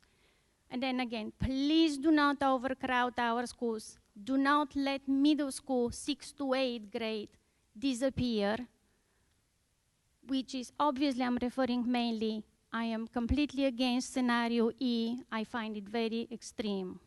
Thank you. We appreciate it. Yes, yes, yes. So, Jeff, is this on? Okay, so I thank you for your feedback. Let me just try to answer some questions around, first of all, that Chevron, I think this lady over here had the same question, if I remember correctly. So when you look at that particular scenario, right, what happens sometimes in many schools in terms of space for staff, things are done a little bit differently. So you go to some high schools, and what you'll find is, right now we have every teacher many of our teachers have their own classrooms. But what you'll find in many schools is that there is a particular room where all of the science people are at, all the math people are at, all the English people are at, and then they go out to a different classroom and use many of those spaces. So in that, this particular scenario, that's kind of how this whole piece would be dealt with in terms of the staffing spaces. But that is a practice, again, that many people do. Now, I am not here to say today that this would be the best practice, but that is kind of equated for in this particular scenario. That's how that would be accommodated. And again, this is not a piece that I've come up with, but this is something that has come out of the study. And again, you will find in many schools, especially high schools, middle schools, you'll see, especially in the high schools, science teachers are all in one room, math teachers are in one room, English teachers are in a room, and then they go dispersed to the classrooms whenever they're teaching, whichever classrooms are available, as opposed to each teacher having their own room. Okay? Ma'am. And ma'am, I just want to let you know, yes, we've heard you loud and clear. As with many others, in terms of overcrowding, our goal is not to overcrowd at all. Our goal is not to raise class sizes past our goals, right? We want to stay within the range, to be quite frank, right? These classrooms, by the way, if you look at the back of the report, you will see that in the classrooms, we didn't list the classrooms at 25 kids in a classroom. We actually made them at between, I believe it was 22 or 23, if I remember correctly, per classroom, not 25. All right? Thank you. Go ahead. I agree with you that overcrowding is a problem in all the buildings. But I have to tell you, the reality of kindergarten now is no longer the different crafts sections. We are in Common Core, and these kids are sitting there, elementary school kids, for 45 to 60-minute math lessons. So as much as it used to be and look one way, kindergarten now looks different, which takes me back to elementary class size, which is my concern, having a first and second grader. And my concern also, having an education background, is that as class sizes go up, it looks fine on paper, but the reality is, you said our population is changing. The poverty rate is going up. Classroom teachers are no longer just classroom teachers. They are social workers, they are parents to some of these kids, and they're coming in with little resources. You compare us, well, you mentioned other districts and class sizes going up, but my question is, how many support staff do they have in those classrooms? Great, yes, go ahead. And, sorry, in addition to support staff, you then, even if you have a group of low students going with support staff, you also now increase the number of low average kids in a classroom. So overall, the whole number is greater, as well as the low average kids, making it difficult for the regular education teacher to get to the low, even just the low average kids. And how are you going to be able to keep those low average kids from falling to low? Sure. So we currently have quite a plethora of services in place for our kids. We have AIS supports for reading and for math. We have supports in place for special education, quite a bit. And the supports are really dictated on two things. One, the enrollment, and also the needs of the student. So what we are proposing is, based on the needs of the kids from year to year, as we currently do, that we provide the supports that's necessary for all kids. Now, in terms of our class sizes, let me just be clear. So this year, when several of our staff retired or left early, we had 28 of them, if you remember correctly, I talked about. we began to just kind of make sure that we were doing things in terms of right sizing. We noticed that we had a couple teachers, one here who didn't have as much of a load, or one that could pick up a couple more. And so what we did was we just kind of went ahead and right sized over the summer. Our elementary program is really right sized. We have 2 classrooms that are not within our goals of all of our elementary programs, 2. One that has 13 children, one that has 14 children in it. But generally, every classroom this year is right-sized, like it's where it needs to be at. 17, 18, or 19 in a classroom for our elementary schools, right? The problem is really not the class size. We don't see that the class sizes will go up. We just, that's not there. We have the class size in terms of our elementary students all set. The problem that we have right now is that in many of our schools, right, we have a lot of space that space is really, let me just be careful. That space is really, so one of our schools is 60% full, right? 40% of the space, right? You can't just heat 60% of the space. You have to heat the whole building. And it adds up. It adds up and adds up. The electricity, you have to turn on the lights in the whole school. That's the problem. It isn't that we want the class size. We have some issues. We had some issues at our elementary level with class size, but we've already fixed the elementary. We do have to do some things with our secondary piece, right? But we're already halfway there. The issue is, again, a lot of space that it's really expensive. We agree with you. We want to make sure that kids are receiving services. Listen, I have a son who is 12 years old, right, who receives services for his needs. I want to make sure that not only his needs are met, but all kids' needs are met, right? I understand, and we're not in any way looking to stop services. We're not looking to have class sizes go past our goals. There's nothing that says that our class sizes need to increase, and we're not even talking about increasing them. We're saying we do have parameters and goals. We want to operate within those goals, right? And we showed you the goals. Okay, thank you for your feedback. Ma'am? And if there's another one over here, maybe? Okay, go right there. Can someone share me what time, where we at with time-wise? Just, what's it? 43. Oh, we're doing good. We want to make sure we get to the buildings. Go ahead. Okay, my name's Teresa Jeffrey. I am the solo parent of a 7th grader who I will go right on record straight off saying that I do not want him in a 7 to 12 crowded room. I have too many questions to ask here, and I'm wondering if we're going to have maybe a written forum where we could get some answers, or people that weren't here tonight, that would be great. Sure. And the one question that I will ask here is, this is a budgetary issue, and budgets are usually voted on by the general public, and this sounds like it's just going to be a Board of Education decision, and I call that into question. And if it does have to be a Board of Education only, I implore you, please do not consider option E. Simple as it gets. Thank you. Somebody had to do it. Can you come to the mic, ma'am? Okay, I thought it was, your question is? The question is, this is a budgetary issue, so Okay. why isn't it being dealt with in a budgetary manner So this is more than a budgetary issue, right? This is a whole cultural issue, right? But the board are the decision makers with this piece, right? And again, what we want to do is they have 2 responsibilities. One, to ensure proper programming for students, and also there's a fiduciary responsibility as well.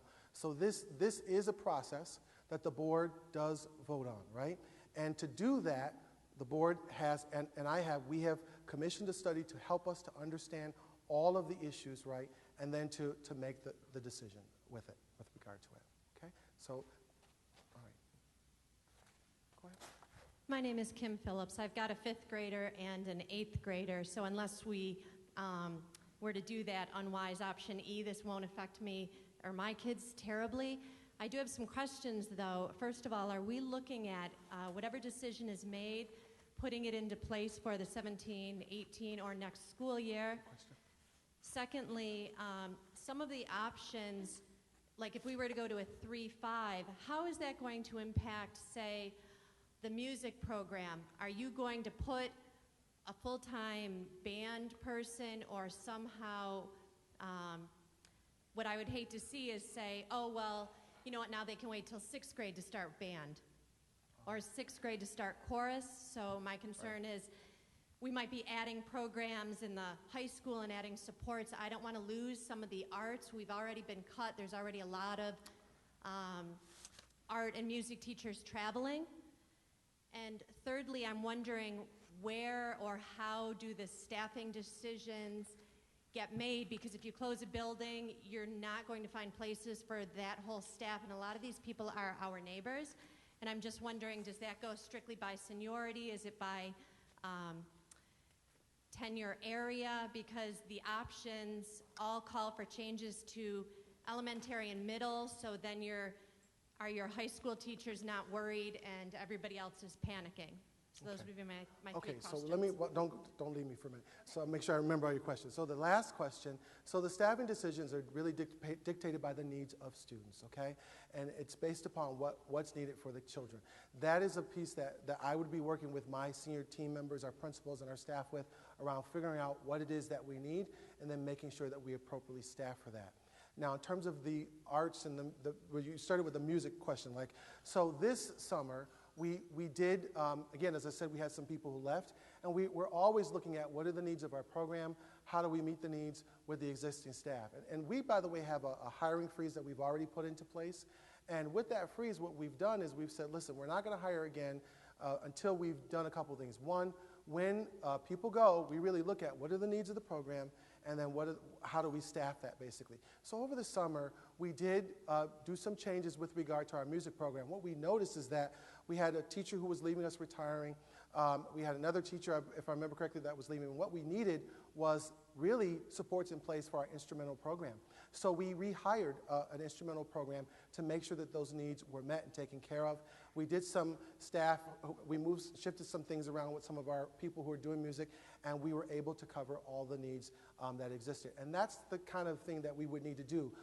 When we go to, when it's rehiring time, we need to look at each position as they come up, what are the needs of kids, and then we staff appropriately based on those needs. Now, your first question, I got the last two, but give me the first one again. Would this take place starting next year? Okay, good question. So it really depends on what the decisions are. So it really depends. So if we, based on whatever decision we make, my thought would be if it's a one building piece, we would be able to make, I believe, changes in time for next year. Again, that's why we tried to do things around November so we would have the time to do that. If it's a bigger issue change, we would need some time to be able to do that, more than a year. It may take us a couple years to get to where we need to get to. So it really, truly depends on what decision is made, to be quite honest. Can I pin you down on the staffing, because you didn't really answer it? Right. So it's very, right. I understand that it's based on student needs, but if you close OE and now you need 15 less elementary teachers, does that come by district or elementary seniority? Okay, so there are seniority rules that are in place that you would have to follow. We do have contracts and things in place, and they do provide for seniority, right? It depends on what the needs are. So we have different tenure areas. So, like a math teacher couldn't do science, or a science teacher can't do English. So it really depends on seniority, the needs, and then the different subject areas, basically. So a number of moving things at the same time. Now, in terms of the staff, like how many would you need from how many wouldn't you need, it's hard to really say that until we know what we're really dealing with. So we need to know the what we're going to do, and then the how and the way in which we go about it. All right, so first step is, okay, are we doing one building? Are we doing more? Are we not doing? Then that helps us to be able to know. Because you have to understand, we have staff that travel, staff that have to do certain things. There's maintenance, there's all kinds of things that need to be taken into account. So difficult to know that until we know the what first. But once we know the what, then we'll be able to respond to the how. All right. Thank you so much for your question. Sir. Hi, my name is Dan Miles. Oops. Is that on there? I don't know. There you go. I have two children that have already graduated from Wayne Central. I have one that attends Ontario Elementary. I have one in Freewill, and I have one that's getting ready to start pre-K soon, hopefully. So I definitely am familiar with the schools. I don't need to tour the schools at all, and I'd rather be having root canal than to be sitting through this presentation, but here I am, and I appreciate everyone else that's here with me. And if you want to know, the best opinion, about what's in the best interest of the children, just ask these parents here, because they're definitely here for the right reasons. Again, our hope is that the school is here just not to provide a good education, but also a good educational experience that we expect from our school system. Freewill gets that. Like I said, I've had them go through all three, and I think that it's good for the kids to go to school in the community where they live. It makes it easier for birthday parties and get, play dates and stuff like that to be right there near home by, and I think they feel more comfortable there also. I do think there's a lot of inconsistencies with the study. The study was put out by SES, who specializes in centralization of school systems. So, of course, they're going to find ways to save money. We could put everybody in one big building or build a 10 out back and save money, but that doesn't necessarily mean that it's going to facilitate them properly. About the enrollment numbers, I think, it's great that you brought up Penfield, because my perception is that the city is sprawling this way. There's stores and houses and things being built this way. We might be just in a lull, and it's a phenomenon. Don't know why it's happened the last few years, but knowing my kids that have come up through the system, I would have liked to have seen more than 5 years back to see what that represents. And everybody on my street has little kids. I don't know what's going on with the weather or maybe storms, and we got a lot of little kids getting ready to come in. What's happened in Webster is they went through the same scenario. They tore down one of the elementary schools. Then a few years later, they had to build another one up, which cost way more money.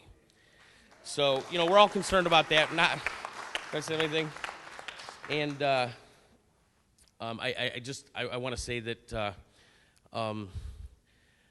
I think that we've already voted on this a few years back. It was turned down. I don't think a lot of these people appreciate the tact by going about it this way. This is the wrong way to go about it. Thank you. Okay, so I'm going to go well, let me just say, I've explained the process and why we've done what we've done. I can understand people concerns around the process, but again, what we're trying to do is really maintain the programs for the kids that we have. Right? Those things are at risk. I'm just sharing with you from my perspective. Now, in terms of the piece around enrollment, I really, I think I'm with our board and most of you here. What I'd love to see is that change, that piece turn around. I have met with our town supervisors. We are doing now a tri-boards meeting throughout the year, and anything that we can do to help to make that come about, a change around the enrollment, we're very committed to doing that, right? Whatever that might be. Sir, your question? Well, it's kind of building on what he just said. In 2007, the economy tanked, and building pretty much stopped. And with your demographic study in the last... not my SES study. With the demographic study in the last 10 years, yes. Showing that the average homeowner around here is above childbearing age. Well, I work construction, and I've noticed in the last year that there's been a boom in construction. The communities that were stopped dead, like a Centennial Village over there, they stopped building altogether. Now, 3 new houses have been built in Centennial Village. Up by the lake, a couple new houses are being built, and they're finishing that whole development. And I've been building all over the areas for these people, and a lot of them are young families that are just starting out. And a lot of them are starting out because they've heard that Ontario has a great school system, probably one of the best in Wayne County. I agree. I totally agree. We have a great system. And I feel that if we go too fast with trying to change it, that maybe we will pretty much do to ourselves what you're thinking will happen naturally and cause us to not be as good a school district because we're too compact. Appreciate So, that.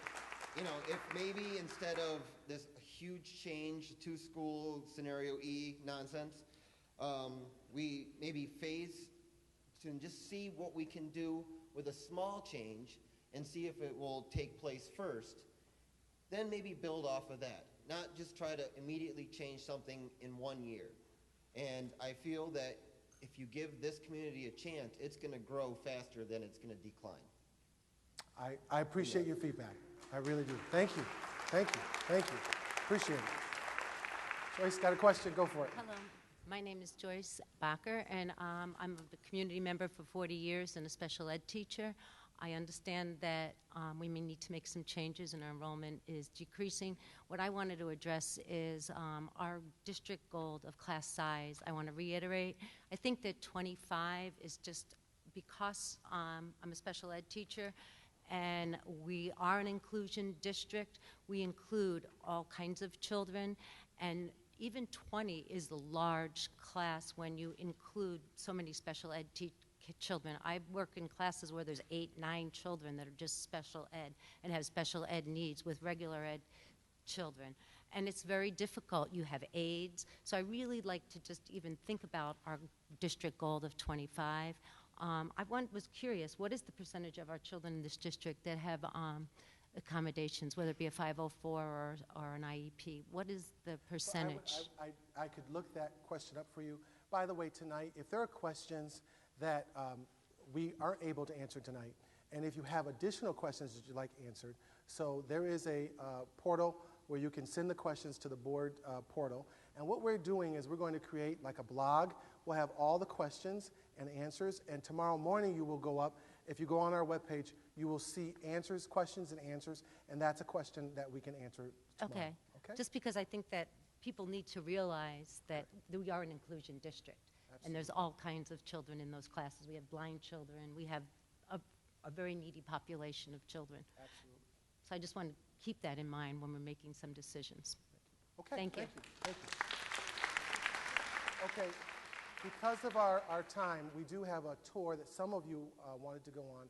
So we're going to take these 3. Is there any other person that has a question? So why don't you come on up? We'll have this lady, and then we will end with her. And then if you have more questions that you'd like answered, please send those questions to us. And what we will do is we will answer those. Okay, one more. We'll answer those right on the blog, okay? Go ahead, sir. Questions? Hi, my name is Brian Dastic. I have 3 children, grades 4, 2, and in the UPK program. So I guess my first question is, have you considered approximations of what your staffing might look like with each of these scenarios? Reason being, I do teach in a neighboring district. We have done some consolidation. I think it's really, really important that we not take a chainsaw to something that might need a scalpel. I agree. And in doing so, you do wind up losing electives. You do wind up losing programs. You do wind up losing support staff or support services that are desperately needed. Because what something does look like on paper doesn't always equate the same way when you consider RTI process, when you consider individual children's needs on a day-to-day basis. What that looks like on paper and what that looks like in reality are 2 completely different things. Absolutely. So, and I also think that when we start to look at all of these options, we do need to look at, with those cutting of staff, whatever that might look like, are we maintaining all of our electives? Are we doing all of those things? And are we doing everything that brought everybody to this district in the first place? Because you compare us to a Webster, to a Penfield, there's a reason that we're not there. We like the education, we like the services, we love what we get here, and we love the feeling that our children come home with everything. Absolutely. Let me please make sure that I correct something. I believe Wayne is great, right? We have a great district. I started by saying we have really great kids, and we offer really great things, and we really have an excellent district. By sharing what some of our neighboring districts are doing in terms of class size, I am not in any way trying to compare, saying that, you know, in terms of our quality of supports and our outcomes, not trying to do that at all. So let me be clear on that.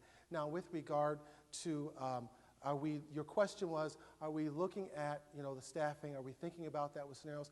Yes, we are looking and thinking about that, but really, we're not there yet. What we need to kind of do first is gather all the information. There's still information that's coming on Thursday, and then we'll begin to really think even further. In terms of the staffing, I just shared a minute ago that there are a couple things that we need to think about, right? We need to think on what we're doing, how do we want to do it, and kind of go. The reason why we entered into the study was really what we're trying to do is maintain the programs that we currently have. The great things that you mentioned are reasons that people came here in the first place. We're actually trying to maintain that, and not only maintain that, but offer more to children. You heard me talk about IB and Project Lead the Way for earlier grades. We've talked about preschool, right? There are some staffing that what we'd like to do is do some repurposing with wherever possible so that we can offer more to children, right? And the problem is that we're trying to do that, maintaining, we're not even got yet to the adding more because it's difficult because we're spread a little bit thin with regard to, it's really like buildings or it comes down to program. We want to offer what we currently offer and then more wherever possible for kids. Right? So I appreciate what you're saying. I'm just saying that all things considered, when you look at the results of a study, some people are very quick to jump at it and say, you know what, we need to save as much money as we can right away. Right. When in fact that is not necessarily the long-term decision that's going to best impact our children. I agree with you, and I want to again say, right, we don't want to jump. That's why we're taking all the information in. We're learning the information, digesting it, and taking it one step at a time. So we've been doing this now for a year. We've been studying, and we're continuing. We're still studying, right? And the goal is that we do a comprehensive look at it. Thank you for your feedback. Excellent, ma'am. Hi, my name's Alice Embry.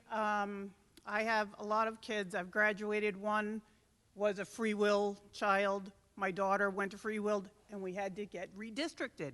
I'm here to say she survived that, okay? So then my next two went to OPOE.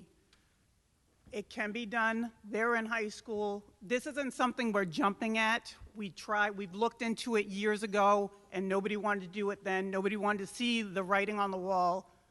The writing's here now.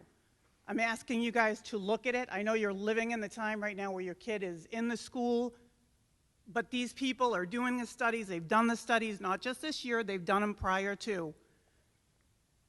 And they're looking at everything. The future is what they're looking at. You guys are looking at the here and now. You need to look forward. Like I said, I'm a parent. I'm an employee at the school. I could lose my job at any time with these redistricting things. But you have to think of the community and not just where you are right now in this part. And I'm also a taxpayer. So please listen to what they're saying tonight. Take it into your heart, everything, and then make your decision. Thanks. Good evening, sir. I've heard you say about a dozen times tonight that you have not made a formal recommendation to the board regarding your personal feelings on either of these scenarios. And if I could, I'd like to read a portion of the minutes that were confirmed from the September 22nd meeting, which I'd like to know also was a week and a half before the focus group. Sure. Here we go, right prior to adjournment. Regular session reconvened at 8:32 p.m., and a discussion of the King and King presentation continued. Dr. Calvin asked if the board understood the presentation and the concept that all the students in the district could be contained in 2 school buildings. He also emphasized that it will cost the district $27 to $28 million in repairs if nothing is done to consolidate buildings. A savings of $3 million per year is possible if students are housed in 3 buildings. The board was asked to think carefully about this information when it came time to make a decision. So my question is for you, sir. Sure. If we're to believe that you haven't made a formal presentation, why did you do that on the 22nd before the focus group? Great question. I'd love to answer it. Love to answer it because I'm so glad you asked that question because so I understand that when you're having these kinds of conversations, Like that there are sometimes people who are very concerned about some of the things that you say. So I actually noticed that comment up on a Facebook post. And what I was doing, well, I didn't see it there. but I I noticed read it. the minutes. I noticed it. And what I want to be clear about, so I asked the board, did you understand, did you have any questions? And by the way, throughout the entire study, I have asked the board, did you understand, do you have any questions? If you go from video to video to video, in fact, usually when I end a presentation with the board, I ask, are there any questions? Board, is there anything else that I can answer for you? Do you understand this? Do you need things? Right? That's a common practice that I do. And by the way, so asking for, does my board, there are 9 members on the board that I work with and work for. And so asking if all 9 members understand, did they have clarity, to seek to make sure everybody has clarity, right? That does not in any way indicate a recommendation. And I'd like to just make sure that people understand that. With all due respect, right? only one option saves $3 million. E. On that Only night, 1 out of 5 options saves $3 Sure. million. So tell me Okay. how the other 4 were included with that clarification. Okay, so at the, okay, so if I can just, okay, I got to answer. Let me, Carla? I just want to say, on behalf of the board, at no time has Dr. Calvin told us what to do, presented a formal option to us. He has just reiterated to us exactly what you folks have been able to look at and see on our website, on the publications, on the newsletters that have gone home. I think there's been 3 or 4 mailed to your homes notifying you of these studies. At no time has Dr. Calvin told us. We have never talked. We all have our own things going through our head. Who lives at OE? Who lives at OP? I live at Freewell. I see those signs. I hear you. I was that mother 15 years ago. We have no bias. We have to make a decision based on everybody. And I just want you to know that this man came on board last year. This is not what most first-year superintendents do, is go around and say, we may have to close a building. It's not in his best interest, but it is in yours that we have him and that he is here to give every child in this district the best education they can on the tax base and tax money and the benefit that we have in our community. You may not like the numbers you see, but like that woman said before, 5 years ago, we saw this. People didn't want to read it, and I was one of those. Nothing's changed. Our demographics are going down. Something has to be done, but at no time have we made, any one of us, the 8 of us that are here tonight, have made any decision, nor has he made any presentation. I just want to make that very clear. Thank you for your clarification. My question still remains, though. Why wasn't there any clarifying questions about options A through D? The only option that was clarified was D. Again, go ahead, Jeremy. Can you use the microphone, Jeremy? And I listen to people come up, and I've been one of the people who have been upset with the way things happen. Now, I'll stand back because everybody gets their opinion in this room, and that's fine. But I've heard Dr. Calvin be attacked and talked about this 2-building option. By the way, whoever was here that night, he didn't bring that option. He kept that option off the table. King, the architect, said this is feasible for us to do. Dr. Calvin said, absolutely not, because it is not viable for our district at this time. So please, I understand you're reading the minutes, and thank you for reading the minutes. If you go watch the video, you'll see that he did not bring that up initially in that meeting. It was brought up by the architect. He's not here to ruin our district. He came in, he's doing a heck of a lot better of a job than the 2 superintendents before him did. Okay? And I'm not trying to be confrontational, but you can't come up and say, I read out of your board minutes from the 22nd that you said 2 buildings are feasible and that's an option, because that's the opposite of what happened. You have to remember, when the board secretary is doing her job of taking snippets of what we say and putting them out there, not everything gets conveyed.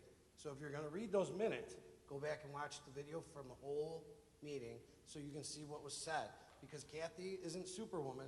She can't get everything down that is said verbatim. So we have to watch the videos, read everything from the get-go, not from September 22nd, but from last November. Okay. Thank you. I think they answered. Thank you. Thank you. Okay. Yes. Hi, my name is Kristen Schreiber, and I don't have any questions, but I just want to say that 6 years ago, my husband and I lived in the city, and we had 2 children, young children, and we made a decision to move back to Ontario, where my husband grew up and graduated from Wayne Central. He didn't go to Freewill, but he had a son that went to Freewill and graduated from Ontario in 2013. He had special needs, and Freewill was wonderful and took care of him. He is legally blind in one eye, and he needed a lot of extra help. And Freewill was phenomenal. They got him his own special computers, his own special aid, everything. And I know if he had gone to OE or OP, it would have been the same thing, because Wayne Central is a wonderful district. And that was one of the reasons why we chose to move back out here. And we chose where we live on Lincoln Road, because we knew our kids would go to Freewill. And we wanted them to go to Freewill just like their older brother. And it's been wonderful. And I just want everybody that's involved in making these decisions to close a building or whatever, just remember that the first and foremost in all of this is the kids. And I've heard you say that numerous times throughout this. And please keep the kids in mind, because my 2 came home from school today crying because they heard the talk about the schools closing, and they came out and asked me if Freewill was going to close and was it going to close tomorrow.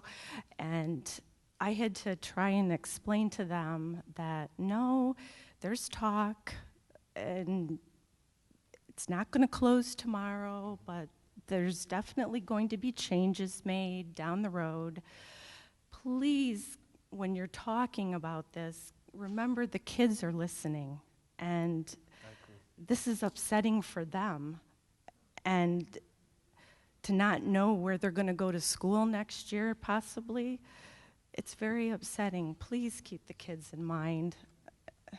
And I know you're doing your best. The board is doing their best. Just please keep the kids in mind. I can appreciate Thank that. you. You know, good. Yes. And I would agree. So in the last couple of days, there have been some concerns raised throughout the district. So we have some children in OE in OP who are concerned, children in Freewill concerned, children in the high school. We had a classroom of children the other day really get into because of this. So we do want to keep really the children in mind. Thank you so much for your feedback. Appreciate it. Thank you. Yes, how are you tonight? Thank you. I'm Annette Eaton, and I have a 5th grader, a 3rd grader, and a 2-year-old. So everybody's upset about this now and what the decision is now and the next couple years. I want to know, if we don't do enough, what's going to happen when my 5th grader is a 10th grader or an 11th grader? If we run out of money, are we going to be able to support those kids? What is going to happen to them? I mean, because I know that it's scary right now, but it may be scarier later on down the road. I want to know, are we going to have the support for them in this district, or are we going to be like other schools and possibly have to send them to other districts? Well, our goal is to avoid that. That's why we've done the study. That's why we've looked very deeply in all those 4 sections that we talked about. What we're really after, honestly, is trying to maintain and add wherever possible to our program. That's why we're doing that. Our goal is to avoid that. you know, But this, emotions are high, and Yes, people are and I so understand that, upset and- about it. But yes. I look at the Right. 5-year thing, and we're $6 million, and that's if nothing changes. That's if Gane is still here, Right. you know. But is that pilot program money guaranteed? I don't think so. You know, that scares me. So I want to know what's going to happen to my kids later down the road. I know it's scary right now, but we have to make this about the future. I mean, I don't want my kid to go to another district. In the district they are now, this is an awesome district. I agree. I didn't grow up here, but this is amazing compared to what I came from. I graduated with 37 kids. My kids, I want them here. I want them here in 5 years. I want them here when my 2-year-old goes on. I don't want them sent to another district because we don't have the money to keep them here. I would like us to really, my goal is to really continue the great work we're doing here. And in order to do that, I showed you the 4 pieces that are important to us, right? And again, that's why we've entered this process. That's why we're looking at ways of trying to be better efficient, because we want to be able to continue to maintain for all kids. And I think you're doing an amazing job. Thank you. I appreciate it. I appreciate it. Let me just, you know, I understand concerns. One of the things that I've shared, and I'm going to end here, so I understand people are concerned, and we should be, right? I recognize this too, though. My goal is to try to find the best decision for the district with the least frustration for people. That's what we want to do. I don't want a district that's upset and frustrated and not happy. I don't want that. Right? But thank you. So I don't want that. But I also understand this, that no matter what decision is made, right, not everybody's going to be happy. Somebody's going to be not happy here, right? But I want, and there's, right, I'm not going to win with this. Somebody's going to be not happy with me, right? Or with the board, or with whomever. But what I know is that what we're going to try to do, our goal, and I know these people's goal, is to really figure out what's best for kids. We can find the answer, right? We'll figure it out, and we're going to take it one step at a time. I do not, no superintendent wants an uproar in their district, right? Most people don't even touch things like this because they know it can be, you know, a real issue. I really don't want to have people all frustrated, but I do want to do what's best for kids. And your feedback, I want you to know, very important. Let me go back again and say that tomorrow we'll have a post up for questions. If there are questions that you have, please send us your questions, and we will respond to your questions. We'll have a whole log, and once we come for our next couple of meetings, we'll have those questions out for people as well, answers for them. We want to answer your questions, right? One of the things I've learned is that when people are concerned, or if people become frustrated or not happy, right, or even if there's just real genuine concern, the best way to ease some of those concerns is to talk about it, and to talk. And we want to continue the dialogue. And I appreciate you all taking the time out tonight to at least give me a chance to talk and to share information. Board, is there any other thing that you all might have before we end this portion of our program tonight? Nothing else. I thank you for your time. And tonight we do have, what time you got? What time you got, sir? 8:15. So we have buses that have been waiting. They're right outside by the, they're right over this way. How many people will be going on the tours tonight? Can I just see hands of people? Wonderful, wonderful. Okay. Those people who are going to be taking the tours, we're going to get you out of here within an hour. So if you would just go out the front doorway, we'll get you there. And again, thank you very much. Have a good night, everybody. Thank you very much.